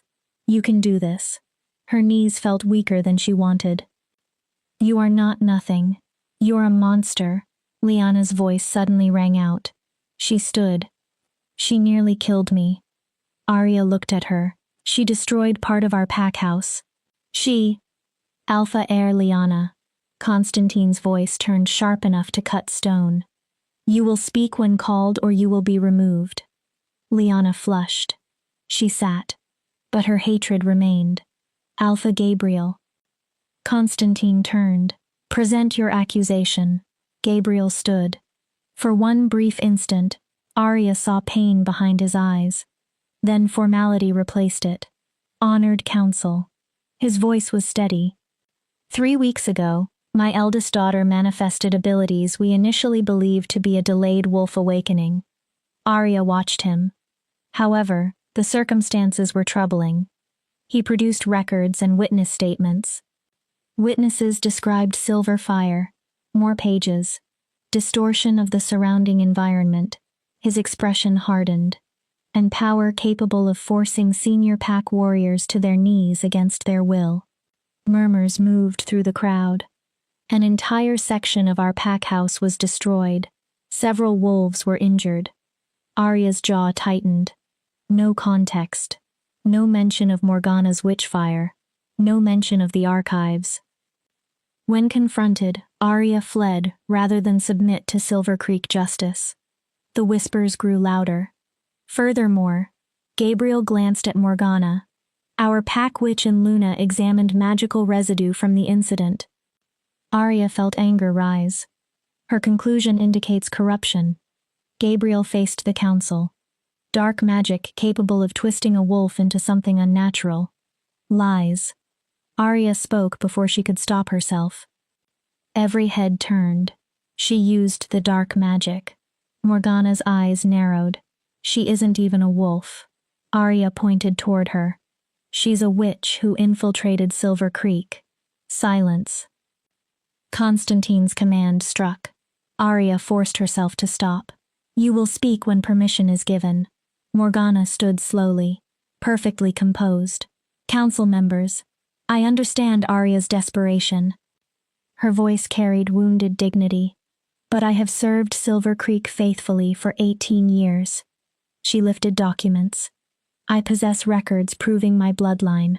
Then she produced a small vial. Something inside shimmered. And this contains essence extracted from my shifted wolf. The crowd murmured. Proof of what I am. Arya stared. It was fake. It had to be. But how could she prove it? If I may speak. A woman rose in the witness section. Morgana's face turned white. Elena Shadowmirror stepped forward. This woman is not a credible witness, Morgana snapped. She is a criminal. Her control broke. A traitor to her own coven. Cade rose. She is also the witness whose information led to the destruction of the Darkwater Coven and the arrest of 12 dark witches. Several council members exchanged looks. Her intelligence was confirmed through 3 separate investigations. Constantine raised one hand. Elena Shadowmirror may testify. His eyes hardened. But understand that false testimony before this council carries severe consequences. Elena walked into the arena. She stood beside Arya. Her hands trembled. The wolf essence presented by Luna Vivian is fraudulent. Chaos began immediately. Morgana shouted. Elena continued. It is real wolf essence. She looked directly at Morgana, but it does not belong to her. The arena quieted. It was stolen from a dead wolf and preserved through necromancy. Elena's voice strengthened. A method perfected by the Darkwater Coven. Morgana's face twisted. You're lying. I helped you steal it. Silence. Elena stepped closer. 17 years ago. She stared into Morgana's eyes. Cassandra Nightshade. Morgana went pale. She was 19 years old when she died in what authorities called an accident. The arena erupted. Alphas demanded silence. Wolves shouted. Morgana screamed denials. Elena raised her voice. Morgana Darkwater infiltrated Silver Creek for one reason. She pointed toward Arya. To harvest the power of a Luna wolf. Morgana shook her head violently. More just Seraphina Blackwood, because Seraphina was too powerful to suppress. Arya's hands clenched. Then, she poisoned Arya from the age of 7. Elena's voice shook with emotion. She kept her dormant while preparing a ritual that would allow Morgana to steal her power. Lies, Morgana screamed. All lies. Then prove it. Elena's answer was quiet. Shift. Morgana froze. Elena stepped closer. Here. Now. Show the council your wolf. No one moved. Morgana's expression cycled through fear, rage, and calculation. I will not prove myself to a criminal. You must. Alpha Sable spoke from the council seats. Pack law is clear. Her voice was hard. When a wolf's nature is formally challenged before the council, that wolf must demonstrate her shift. She leaned forward. Shift, Luna Vivian. Morgana looked around the arena. She was trapped. Then her gaze landed on Liana. Something ugly entered her expression. Fine. Her voice became cold. I will prove my innocence. She lifted one hand toward Arya. But first, perhaps this council should address the real danger. Arya understood what she was doing. The girl who attacked her own pack. Morgana continued. The creature whose presence makes alphas uncomfortable. She stared at Arya. Whether I am a witch or wolf changes nothing if this council allows something corrupted to roam freely. Clever. Shift attention. Make Arya the greater threat. Alpha Fenris studied Arya. The accused does carry unusual power. His ancient voice rumbled across the arena. I can feel it from here. His eyes narrowed, like standing beside a storm. Because she is a Luna wolf. Zephyr stood.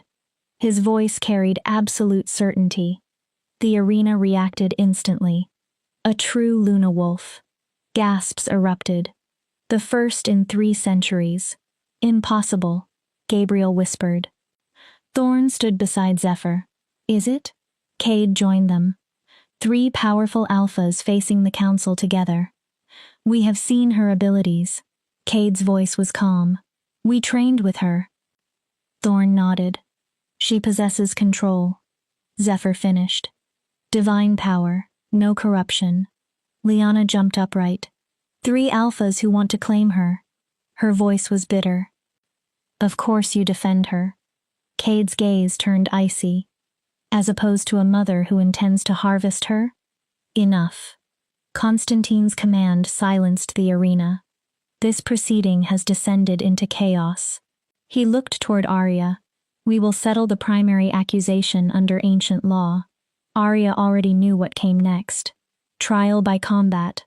The crowd reacted. Constantine's gaze remained on Arya. You are accused of corruption and rogue actions. His voice filled the arena. Do you accept trial by combat to establish your truth? Arya breathed once, then answered, I do. Choose a champion. Constantine paused. Or fight yourself. I fight for myself. A murmur spread through the crowd. Constantine turned toward Gabriel. As alpha of the accusing pack, you may name your champion. Gabriel looked toward Morgana. She whispered something. Arya could not hear it. Then Gabriel's expression hardened. Lyanna Blackwood. Arya closed her eyes briefly. Of course. She is my acknowledged heir, Gabriel continued. My strongest wolf. He looked toward Arya, and one of the wolves harmed by the accused. Lyanna stepped forward. White fur began covering her body. Her transformation was still magnificent.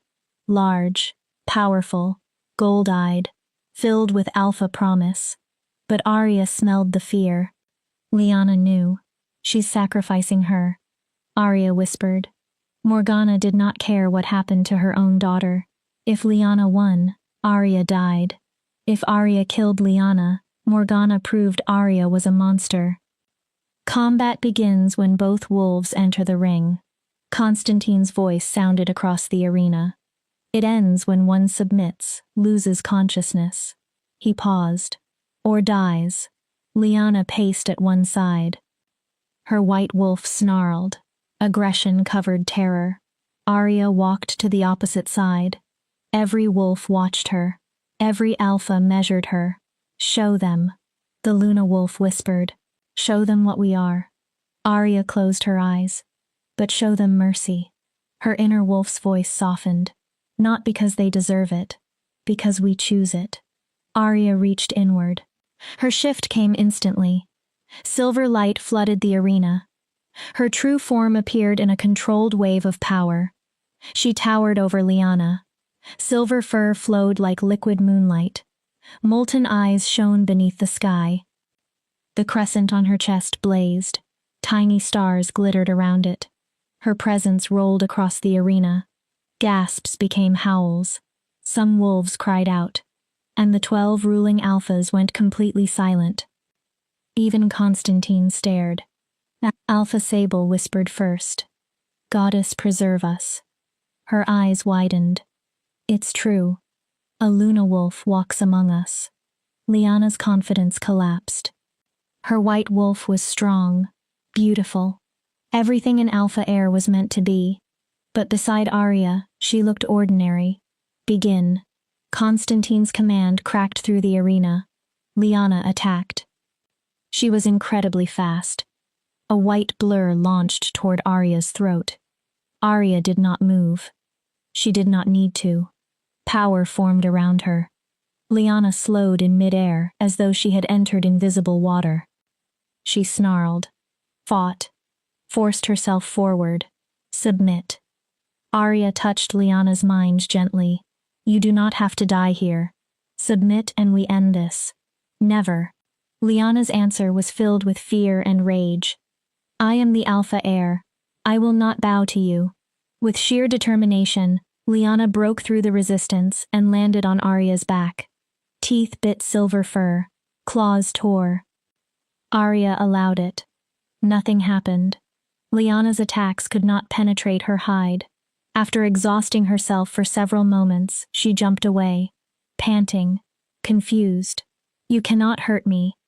Arya's mental voice remained gentle. But I can hurt you. Please stop. Lyanna howled a challenge, then attacked again, and again. Arya defended without injuring her. She let Lyanna exhaust herself. Let the council witness every failed strike. Eventually, Lyanna collapsed. Her sides heaved. She had nothing left. Arya walked toward her, slowly. She placed one massive paw against Lyanna's side. Enough pressure to hold her. not enough to injure her. Then she lowered her head toward Liana's exposed throat. The entire arena held its breath. One bite. That was all it would take. I could kill you. Arya's voice inside Liana's mind was sad rather than angry. But I won't. Liana trembled beneath her. Because you are my sister. Arya remembered 2 young girls before Morgana's influence had turned everything into competition. Before hatred. Before poison. Submit, Liana. Accept that you lost. Arya's voice softened. And perhaps someday we can discover whether there is anything left between us worth calling family. For several seconds, Liana did nothing. Then her body relaxed. Her throat exposed completely. Submission. Arya removed her paw. Liana shifted back to human form. She curled against the stone and cried. Humiliated. Exhausted. But alive. Arya shifted back as well. She stood in the center of the arena. Unbowed. The combat is concluded. Constantine sounded almost shaken. Arya Blackwood is victorious. He looked across the council. Her testimony is accepted. Silence. And this council recognizes that Arya Blackwood is indeed a Luna wolf, blessed by the moon goddess. His words carried across the gathering grounds. Not corrupted. All charges are dismissed. Chaos erupted. Arya barely noticed. Her eyes had found Morgana. The witch was retreating toward an exit. She had lost. Her accusations had collapsed. Elena's testimony would now be investigated. Morgana was running. Stop her. Arya's voice changed. Luna authority swept across the arena. Every wolf froze. Even most alphas stopped before recovering. Cade, Thorn, and Zephyr moved immediately. They blocked every path. Arya walked toward Morgana. You murdered my mother. Morgana's face hardened. You poisoned me for 18 years. Arya stopped before her. You tried to harvest my power. Silver energy crackled around her. Did you genuinely believe you would walk away? Morgana's disguise finally shattered. Her eyes turned black. Her skin became greenish and old. Dark energy coiled around her. You should have stayed dormant. Her voice no longer sounded human. You should have died like your pathetic mother. Arya's power surged. Instead, you're going to watch while I... Green fire exploded from Morgana's hands. But it was not aimed at Arya. It flew toward Liana. Still exhausted. Still defenseless. Arya understood in horror. Morgana was willing to kill her own daughter. Arya shifted in mid-leap. Her Luna wolf body appeared between Liana and the attack. Witchfire struck her chest. Dark energy entered Arya. Tried to corrupt her. Tried to poison. Tried to twist. But something extraordinary happened. The Luna wolf absorbed it. Darkness became silver. The destructive power transformed into pure moonlight. We belong to the moon. The Luna wolf purred. Darkness cannot own us. We are the light darkness fears. Arya opened her jaws. She released the converted power, not as destruction, as cleansing light. Morgana screamed. 18 years of spells began unraveling. Illusions burned away.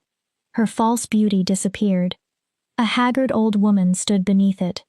Her magical power collapsed. Morgana Darkwater. Constantine's command rang through the arena.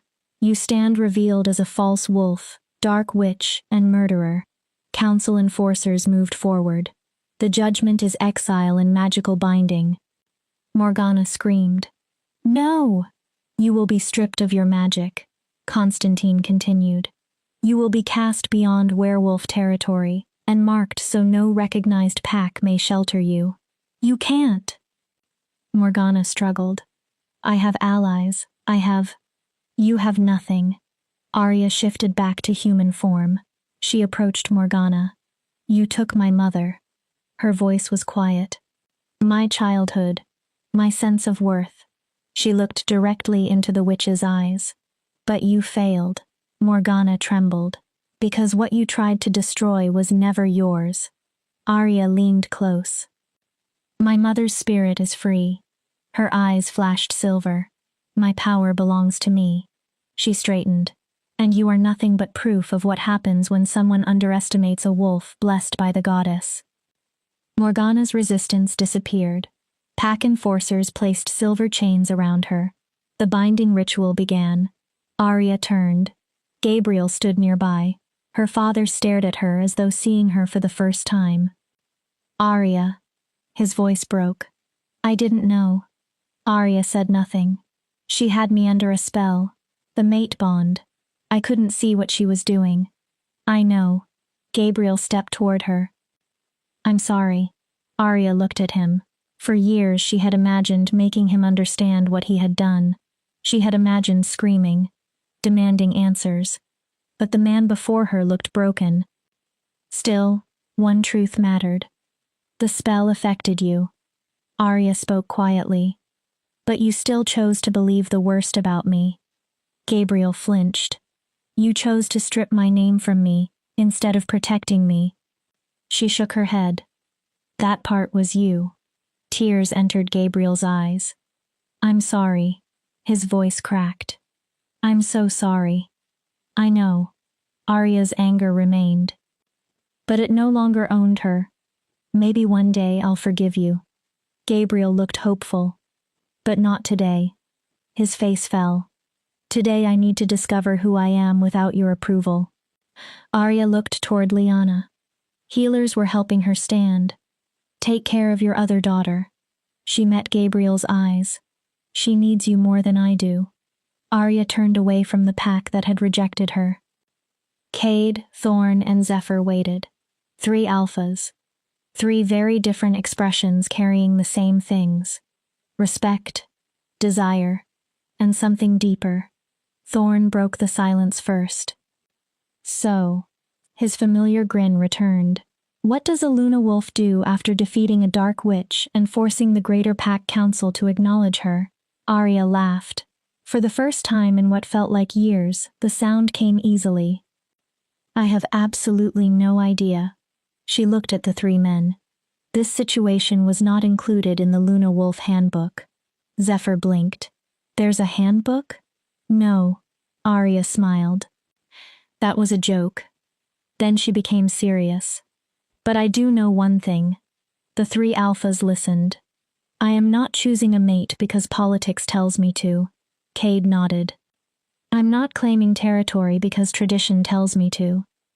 Thorn's smile faded into approval. And I am definitely not allowing any alpha to decide who or what I am supposed to become. Good, Cade said. His answer was immediate. We wouldn't want you any other way.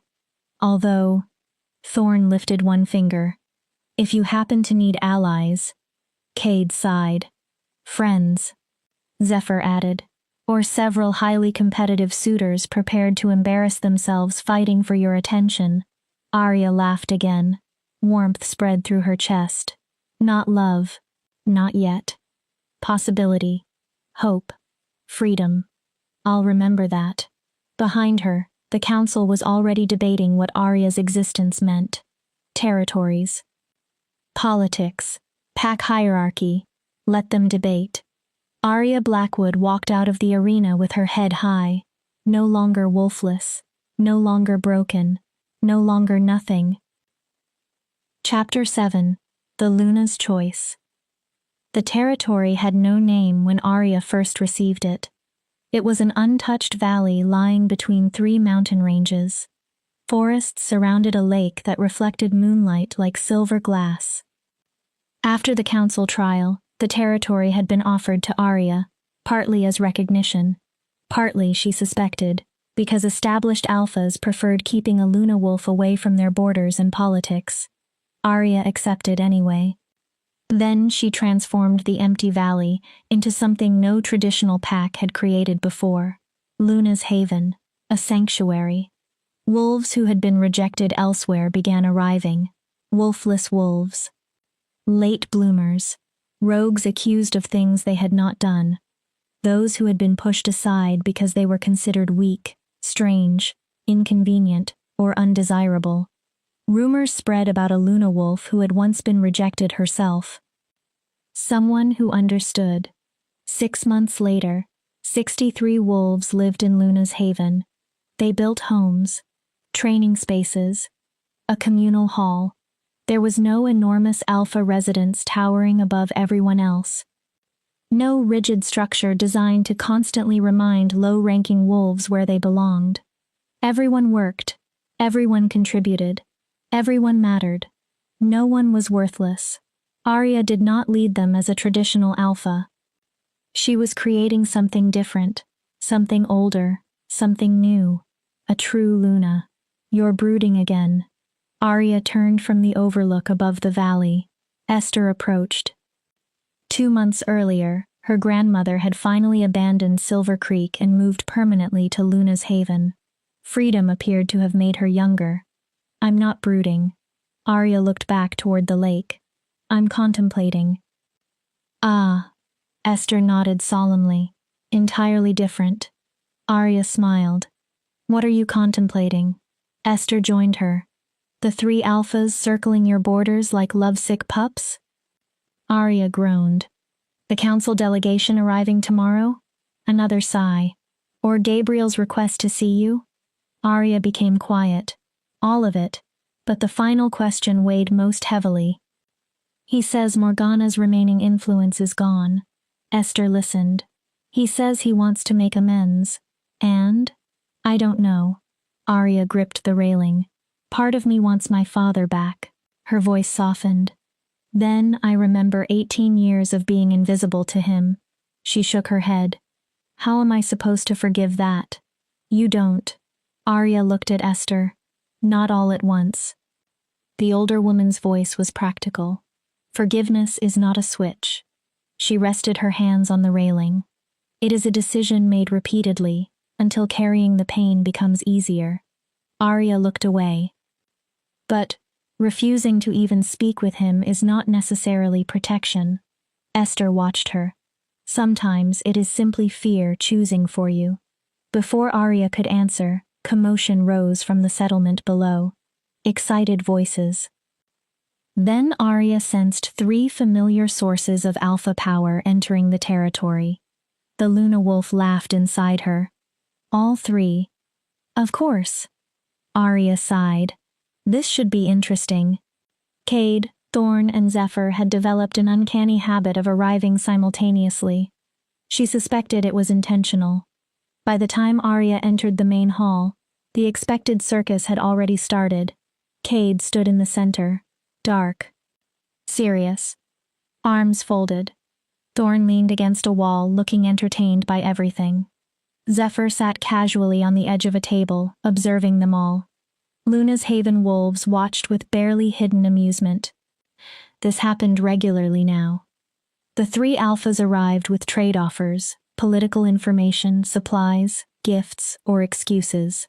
And every visit somehow turned into competitive courtship. Gentlemen, Arya entered. What an unexpected surprise. Thorn smiled. All 3 of you. She crossed her arms. At exactly the same time. Another smile.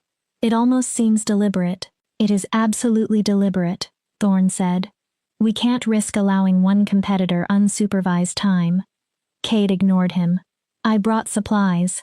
Several Shadowfang wolves carried crates inside. Rare medicinal herbs. Your healer said last month that the supply was running low. Arya looked toward Zephyr. Books. He gestured toward another stack. Early histories of northern packs. His expression became innocent. Several mention ancient Luna wolves. Of course they do. And I. Thorn dramatically raised one hand. Have brought the most vital resource. He whistled. One of his wolves carried in an enormous crate. Arya smelled it before seeing the contents. Chocolate? Human chocolate. Thorn looked proud. Excellent quality. Excellent quality. Arya stared at him. Why? Because even divine Luna wolves occasionally need something sweet.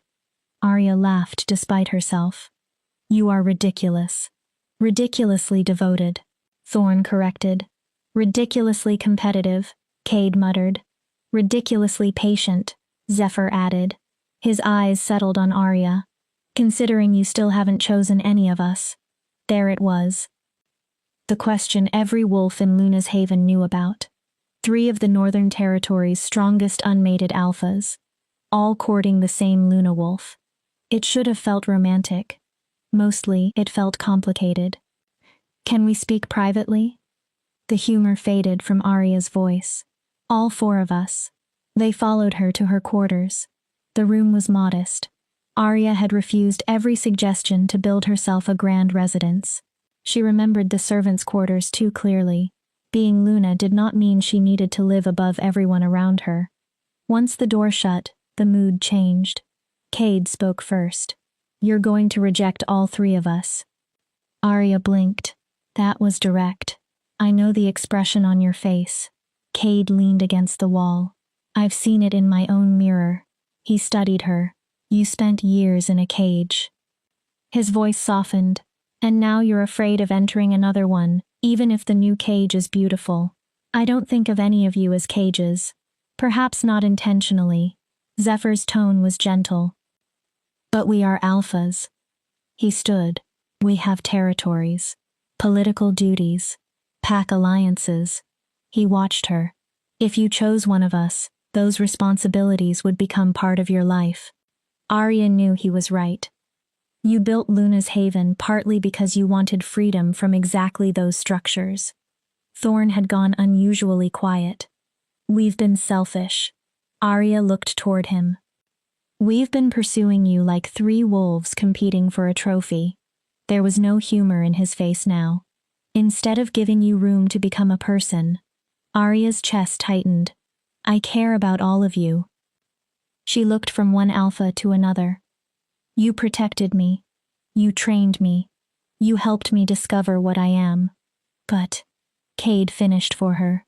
You need to discover who Arya is when nobody else defines her.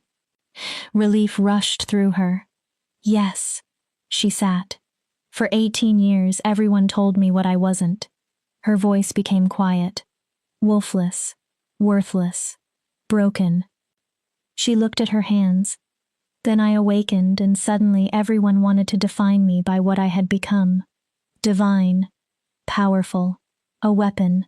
A political prize. Her gaze lifted. I need time to decide what I want. Then take it, Thorn answered. We'll wait. That isn't fair to you. Allow us to decide what is fair to us, Zephyr said. He smiled slightly. We are not fragile. Cade's mouth twitched. Besides, your inability to choose has stopped the 3 of us from fighting over at least 4 territorial disputes. Arya stared. So I'm maintaining peace through indecision? Exactly. Thorn brightened. A great political strategy. Arya laughed. So nothing changes? We continue visiting. Cade nodded. Competing, Thorn added. Bringing increasingly unnecessary gifts, Arya said. Essential gifts, Thorn corrected. Zephyr smiled. And your pack continues gossiping about us. This is a circus. Thorn shrugged. A circus can be romantic. Before Arya could answer, someone knocked. One of her scouts opened the door. His name, ironically enough, was Gabriel. Luna? Arya immediately heard the concern in his voice. What happened? There's a wolf at the southern border asking for sanctuary. Arya stood. She's injured. The scout hesitated. Terrified. His expression became uncomfortable. And she says she came from Silver Creek. Arya's pulse changed. She says she's your sister. Silence. Lyanna. 1 hour later, Arya entered the healer's den. She almost did not recognize the woman lying on the bed. Lyanna had always been radiant. Perfect hair, perfect clothing, proud posture. Now she was painfully thin. Dark circles surrounded her eyes. Her golden hair was tangled. Half-healed wounds covered her arms and shoulders. When she saw Arya, desperation crossed her face. You came. I wasn't sure you would. Arya sat across from her. What happened? Father. The bitterness in Lyanna's voice surprised her. After Morgana was exiled, the broken mate bond nearly destroyed him. She looked toward the window. He became paranoid, controlling. He saw enemies everywhere. A broken laugh escaped her, especially when he looked at me. Why you? Liana stared at Arya. Because I look like her. Tears formed. She raised me. She trained me. She favored me. Liana wiped her face. Father started wondering whether I was corrupted too. Arya remained quiet. He thought maybe I was another witch. Her voice cracked. I'm not. She looked desperately at Arya. I swear I'm not. What did he do? Tests. Liana looked away. Council examinations. Questioning. They found nothing. Her laugh sounded empty. But father still didn't believe me. So you ran. Liana nodded. He planned to strip my heir status. Arya went still. Reduce me to Omega. The irony was impossible to ignore. As punishment for my mother's crimes. Liana met Arya's eyes. Sound familiar? It did. Painfully. Why come here? Arya asked. Of every place in the Northern Territories, why come to me? Because you understand. Liana's answer came immediately. You know what it is like when father rejects you. Her eyes filled again. To have power and still be called worthless. To lose everything because of something you never chose. She reached toward Arya. Please. Arya did not move. I know I was cruel. Liana's hand dropped. I mocked you. Hurt you. Made your life miserable. Her voice broke. Morgana raised me to see you as competition. That doesn't excuse what you did. I know. Liana nodded quickly. I know it doesn't. Her shoulders shook. I'm not asking you to forgive me. She looked directly at Arya. I'm asking for sanctuary. A chance. Her fingers trembled.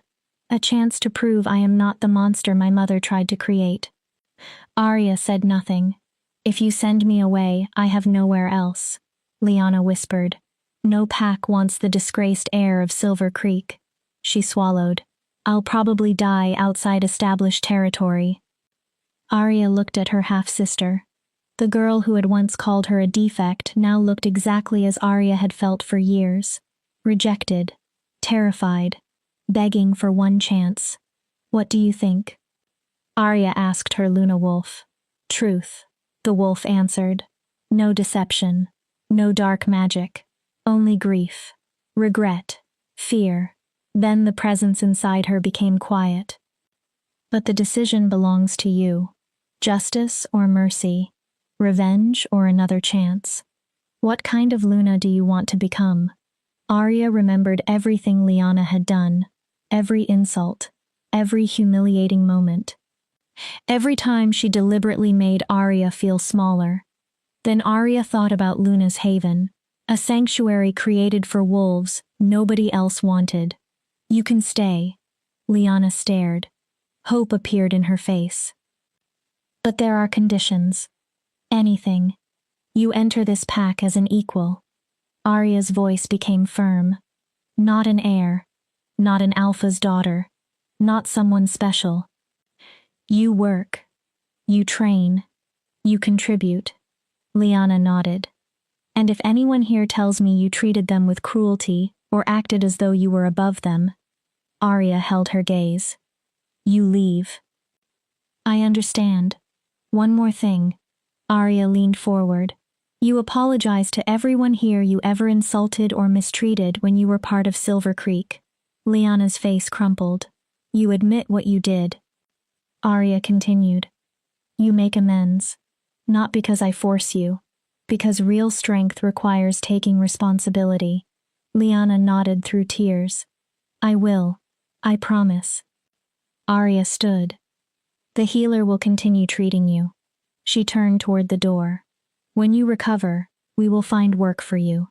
Arya looked back once. Welcome to Luna's haven, Liana. A faint smile appeared. Try not to ruin it. She left before Liana saw tears forming in her own eyes. Cade waited outside. He did not ask questions. He simply pulled Arya against him. For several seconds, she allowed herself to shake. That was difficult, he murmured. That was necessary. Arya stepped back. If I cannot offer my own sister one opportunity to become better, what does this sanctuary mean? You're a better person than I am. Cade smiled faintly. I would have sent her away. No, you wouldn't. Arya looked at him. You shelter rogues. Defectors. You understand that sometimes people who hurt others are also hurting. Cade's expression became thoughtful. That doesn't mean we have to forgive them. No, Arya agreed. But sometimes we can give them the chance to change. 2 days later, the Greater Pack Council delegation arrived.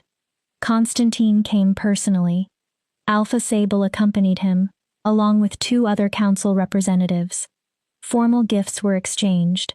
Ceremonial greetings were offered. But Arya sensed the tension beneath every polite word. They met inside Luna's Haven's council hall. Not a throne room. A large communal chamber where important decisions were discussed. Luna Arya. Constantine used her new title. The Greater Pack Council has observed the growth of this territory with considerable interest. Arya waited. In 6 months, you established a stable community, he continued. You resolved several disputes with neighboring packs and provided sanctuary to dozens of displaced wolves. Constantine inclined his head. It is impressive. Thank you. Arya smiled slightly. But there's a problem. Constantine's mouth twitched. Direct. Life is easier that way. Yes. He nodded. There is concern. Arya crossed her arms. Luna's Haven operates outside traditional pack hierarchy. Constantine continued. No alpha. No formal ranking structure. No established succession. Alpha Sable joined him. Some council members fear what happens if you become incapacitated, or if Luna's Haven grows beyond your ability to lead alone. Arya understood. You want me to choose an alpha? Sable did not deny it. A Luna alpha pair is traditional. And preferably, I choose one of the 3 alphas courting me. Arya's tone turned dry. Constantine looked almost amused. Such a choice would reassure the old guard. Arya looked around the hall. 63 wolves watched. Wolves who had trusted her to create something different. They want to put us into their old structure, the Luna wolf growled. Maybe. Arya answered silently. Or maybe they genuinely fear instability. Either way, we set boundaries. I understand the council's concern. Arya faced Constantine. But Luna's Haven will not adopt a traditional alpha hierarchy. Constantine began to speak. Arya lifted one hand. I do accept the need for succession and clearer government. The room remained silent. So I propose an internal council. She looked toward her wolves. 5 members elected by Luna's Haven. They will assist with decisions and have authority to lead if I am unable to. Arya continued. We will formalize our laws, territory boundaries, and relationship with the Greater Pack Council. Constantine considered it. And the question of your mate? That is not council business. Arya's answer came immediately. When or if I choose a mate, I will choose because I want that person. Her power subtly filled the room. Not because political tradition demands it. She held Constantine's gaze. Luna's Haven will never become territory won through marriage. The council may refuse. Then the council can attempt to remove me. Arya's voice changed. Power crackled through it. Every wolf in the room felt the shift. I defeated an alpha champion. She stepped forward. I defeated a dark witch. Another step. I earned legal recognition through your own ancient laws. Her eyes flashed silver. If the council believes it can force me into anything, the room became colder. You are welcome to try. Silence. Then Constantine laughed. Not mockingly. Genuinely. You have teeth, Luna. Arya's power settled. Good. He stood. The council occasionally needs reminding that strength does not always take familiar forms. Constantine offered a formal bow. Your proposal is acceptable. Relief moved through Arya. Luna's Haven remains autonomous, subject to formal recognition of its internal council and laws. We will put the terms to vote. Thank you. After the delegation left, Arya finally breathed freely. She had stood her ground without starting a war. That's our Luna, her wolf purred. That night, the full moon rose. Tradition required no ceremony at Luna's Haven, only a run. Wolves being wolves. Arya shifted. Silver light surrounded her. Then she ran. 63 wolves followed. Strong wolves. Weak wolves. Wolves who once had nowhere to belong. They raced through forests. Hunted. Played. Howled beneath the moon.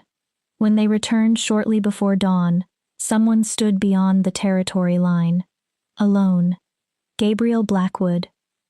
Arya stopped. Her wolves immediately moved around her. Protective. She shifted back. Father.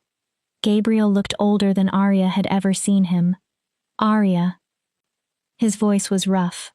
I know I have no right to come here. Arya waited. I know I lost the privilege of calling you my daughter when I... He struggled to continue. When I chose wrong. His voice broke. Again and again. Arya's throat tightened. But I needed to see you. Gabriel looked across the valley. Your mother would be proud. Arya inhaled sharply. Of what you built. He looked at her. Of who you became. The words hurt more than insults ever had. You didn't know her. Arya's voice held no cruelty. Not completely. Morgana took her away before either of us understood what we had lost. I knew enough to love her. Gabriel's answer was quiet. And I see her every time I look at you. Arya said nothing. Her strength. Her compassion. Her refusal to accept the world simply because everyone told her it could not change. Gabriel remained outside the border. He did not enter. I failed you. His eyes lowered. I failed Seraphina. I allowed a witch to turn me against everything I was supposed to protect. He breathed shakily. And I know saying I'm sorry does not repair 18 years. Arya studied him, once her hero. Then one of the people who hurt her most. Now simply a broken man asking for a chance. Esther's words returned. Forgiveness is not a switch. You're right. Gabriel looked up. Sorry doesn't fix it. Hope disappeared from his face. But it can be a beginning. His eyes widened. Arya gestured toward the border. Cross. He did not move. Come see what I built. Arya looked toward her pack. Meet wolves who chose to follow a Luna without an alpha. Then she faced him again. And if you can spend more time listening than talking. Her voice softened. Maybe we can discover what kind of relationship is still possible. Gabriel's eyes filled. You would allow that? I am offering a chance. Arya stopped him before hope became expectation. Not complete forgiveness. Not absolution. A chance. She nodded toward the border. What happens after that depends on you. Gabriel crossed as though stepping onto sacred ground. Tears ran down his face. This is harder than fighting. Arya told her wolf. Why is mercy always harder? Because fighting is simple. The Luna wolf answered. Mercy is complicated. That is why it has power. 1 month later, 80 wolves called Luna's Haven home. More arrived every week. The internal council had been established. Esther served beside a former rogue named Thomas, a young wolf who experienced prophetic dreams, and 2 other representatives elected by the community. They met every week. They debated decisions, solved problems, and protected the principles Luna's Haven had been founded upon. Lyanna kept her promise. She apologized. Not casually, not with excuses. She stood before every wolf she had wronged and admitted what she had done. Then she began working in the kitchens. The former golden heir of Silver Creek started at the bottom. Some wolves eventually accepted her. Others remained suspicious. But Liana worked, and she continued trying. Gabriel visited twice every week. He did not attempt to command. He did not offer unwanted advice. He worked alongside everyone else. Listened. Learned. Sometimes conversations with Arya remained uncomfortable. Sometimes they hurt. But they were moving forward. Cade, Thorn, and Zephyr continued their strange courtship. Only now they seemed determined to prove themselves through actions rather than gifts alone. Cade helped defend Luna's Haven when rogues attacked. Thorn negotiated a trade agreement that significantly benefited the sanctuary. Zephyr brought intelligence that prevented a territorial conflict before it became a war. They still competed, but increasingly, they competed to become better allies. Better alphas. Perhaps better potential partners. One evening, Esther found Arya at the Overlook. So? Arya glanced at her. So what? Have you made any decisions? About? Esther gave her a dry look. Do not play foolish with me. Arya smiled. Your 3 lovesick alphas. Esther continued. Your father. Your future. Arya looked over Luna's Haven. Maybe I don't need to decide everything. That sounds suspiciously like avoiding the question. Fine. Arya laughed softly. Then she became serious. I'm not ready to choose a mate. Esther listened. Perhaps I never will be. Arya looked toward the settlement. But I think I'm ready to try forgiving father. Her eyes softened. Try. That matters. And I'm ready to make Luna's Haven permanent. Arya's voice strengthened. Something that changes how packs think about worth. Esther raised an eyebrow. Ambitious. Necessary. Arya looked toward the moon. The traditions that allowed wolves like me to be discarded need to change. She smiled. If a Luna wolf cannot challenge them, who will? Esther's expression softened. Your mother would be proud. I hope so. Arya stared upward. I hope wherever she is, she understands that I did not become what anyone expected. She breathed slowly. Not an alpha. Not a political prize. Her smile returned. Just myself. Powerful. Imperfect. Free. Movement below caught Arya's attention. 3 familiar alphas entered Luna's Haven together. Again. They carried lumber. Esther followed Arya's gaze. What are those 3 doing now? No idea. Arya laughed. But judging by their history, probably something competitive and unnecessary. She walked down. Cade, Thorn, and Zephyr were arguing beside piles of building materials. Arya stared at the framework taking shape. Are you building a larger training ground? Cade nodded. Apparently. You started construction without asking me. It's a gift. For the pack, Thorn quickly added. Not specifically for you, Zephyr said. He paused. Although individual expressions of gratitude would not be rejected.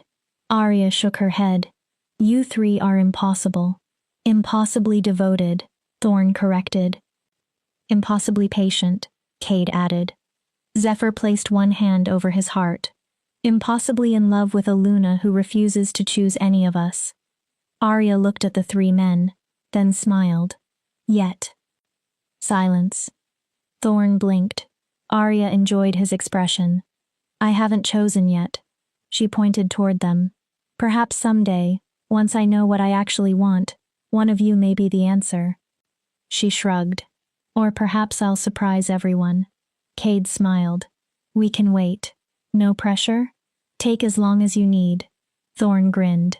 The competition is entertaining anyway. Zephyr's expression became sincere. And watching you become the Luna you were meant to become is worth waiting for. Warmth spread through Arya. Friends. Allies. Perhaps someday something more. For now, it was enough. The moon rose higher. Wolves began emerging from their homes. They gathered for the night run. Arya shifted. Her silver form illuminated the settlement. She lifted her head and howled. Not a challenge, not a claim, only joy. The wolves of Luna's Haven answered. 3 powerful alphas lowered their heads in respect. Arya looked at the sanctuary she had created. She had spent 18 years being told she was worthless, 6 months proving she was powerful. Now she was finally learning something more important: how to be free. And freedom might have been the greatest power she had discovered. 1 year later, the Greater Pack Council called an unprecedented gathering. Every ruling alpha in the Northern Territories attended. Lunas. Pack representatives. Hundreds of wolves. Arya arrived with Luna's Haven behind her. Her sanctuary now counted 147 wolves. Lyanna walked beside Arya. She was no longer an outcast. After an entire year of work, responsibility, training, and genuine change, she had earned the position of Beta within Luna's Haven. Gabriel walked on Arya's other side. He was no longer Alpha of Silver Creek. He had voluntarily stepped down. Now he served as an elder in Arya's territory, while continuing to repair the relationships his failures had damaged. Behind them walked Cade, Thorn, and Zephyr. Over the year, the 3 alphas had gradually stopped trying to outdo one another at every opportunity. They learned to cooperate. Other packs had begun calling them the Luna's Guard. Lyanna looked nervously toward the council platform. You think they're finally going to recognize Luna's Haven officially? They'd better. Arya smiled. We've given them enough evidence that this works. Constantine stood before the crowd. 1 year ago, a Luna wolf appeared for the first time in 3 centuries. Silence spread. Many wolves feared what her existence would mean. His gaze swept across the assembled packs. Would she dominate us? Destroy old structures? Disrupt everything our packs built? Arya's fingers tightened slightly. Instead, Constantine looked toward her. She did something far more radical. He paused. She created. The crowd listened. She built a sanctuary that challenged assumptions about pack hierarchy. About strength. About worth. About who deserves to belong. Arya felt emotion rising. Luna's Haven accepted the rejected and gave them the opportunity to become strong. Constantine continued. It demonstrated that new traditions can exist beside old ones. His expression softened, and it reminded us that the moon goddess does not offer blessings in only one form. The gathered wolves murmured. Therefore, Constantine's voice strengthened. The Greater Pack Council formally recognizes Luna's Haven as sovereign territory. Arya stopped breathing. Arya Luna Wolf is acknowledged as its rightful leader. Constantine paused. Not as Alpha. Some wolves shifted uneasily. But as Luna, the first sovereign territory in recorded werewolf history, led solely through Luna authority. The gathering grounds erupted. Cheers. Shock. Howls. Constantine raised one hand. There is more. The crowd quieted slowly. The council proposes a new tradition. He looked toward Arya. Every year, on this date, we will gather not merely to celebrate dominance and strength, his voice carried across the arena, but mercy, innovation, and the understanding that power takes many forms. He smiled faintly. It will be called the Luna's Gathering. Tears filled Arya's eyes. This was more than recognition of her. It recognized every wolf who had ever been told they were not enough. Formal speeches continued. But something at the edge of the gathering caught Arya's attention. Silver hair. A woman stood among the crowd.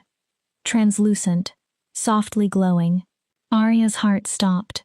She looked exactly like the portraits Arya had seen as a child. Storm-colored eyes. A strong, beautiful face.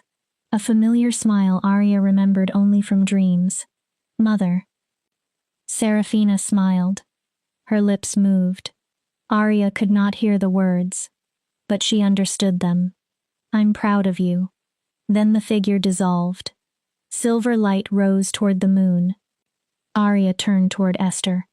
Did you see? I saw. Tears streamed down Esther's face. The goddess allowed her to witness this. Arya looked upward. Her mother had given her life. The goddess had given her power. But Arya had discovered her purpose herself, and that was enough. 2 years later, 12 pups crowded around Arya beneath the evening sky. "Tell us again, Luna." Arya laughed. The pups had all been born in Luna's haven. They had grown up without anyone telling them they were worthless. Story time beneath the stars had become tradition. "All right." Arya sat on the grass. The children immediately surrounded her. Once upon a time, she looked at their excited faces. There was a girl everyone said had no wolf. The pups grew silent. They called her broken. Arya smiled faintly. They called her nothing. She looked toward the moon.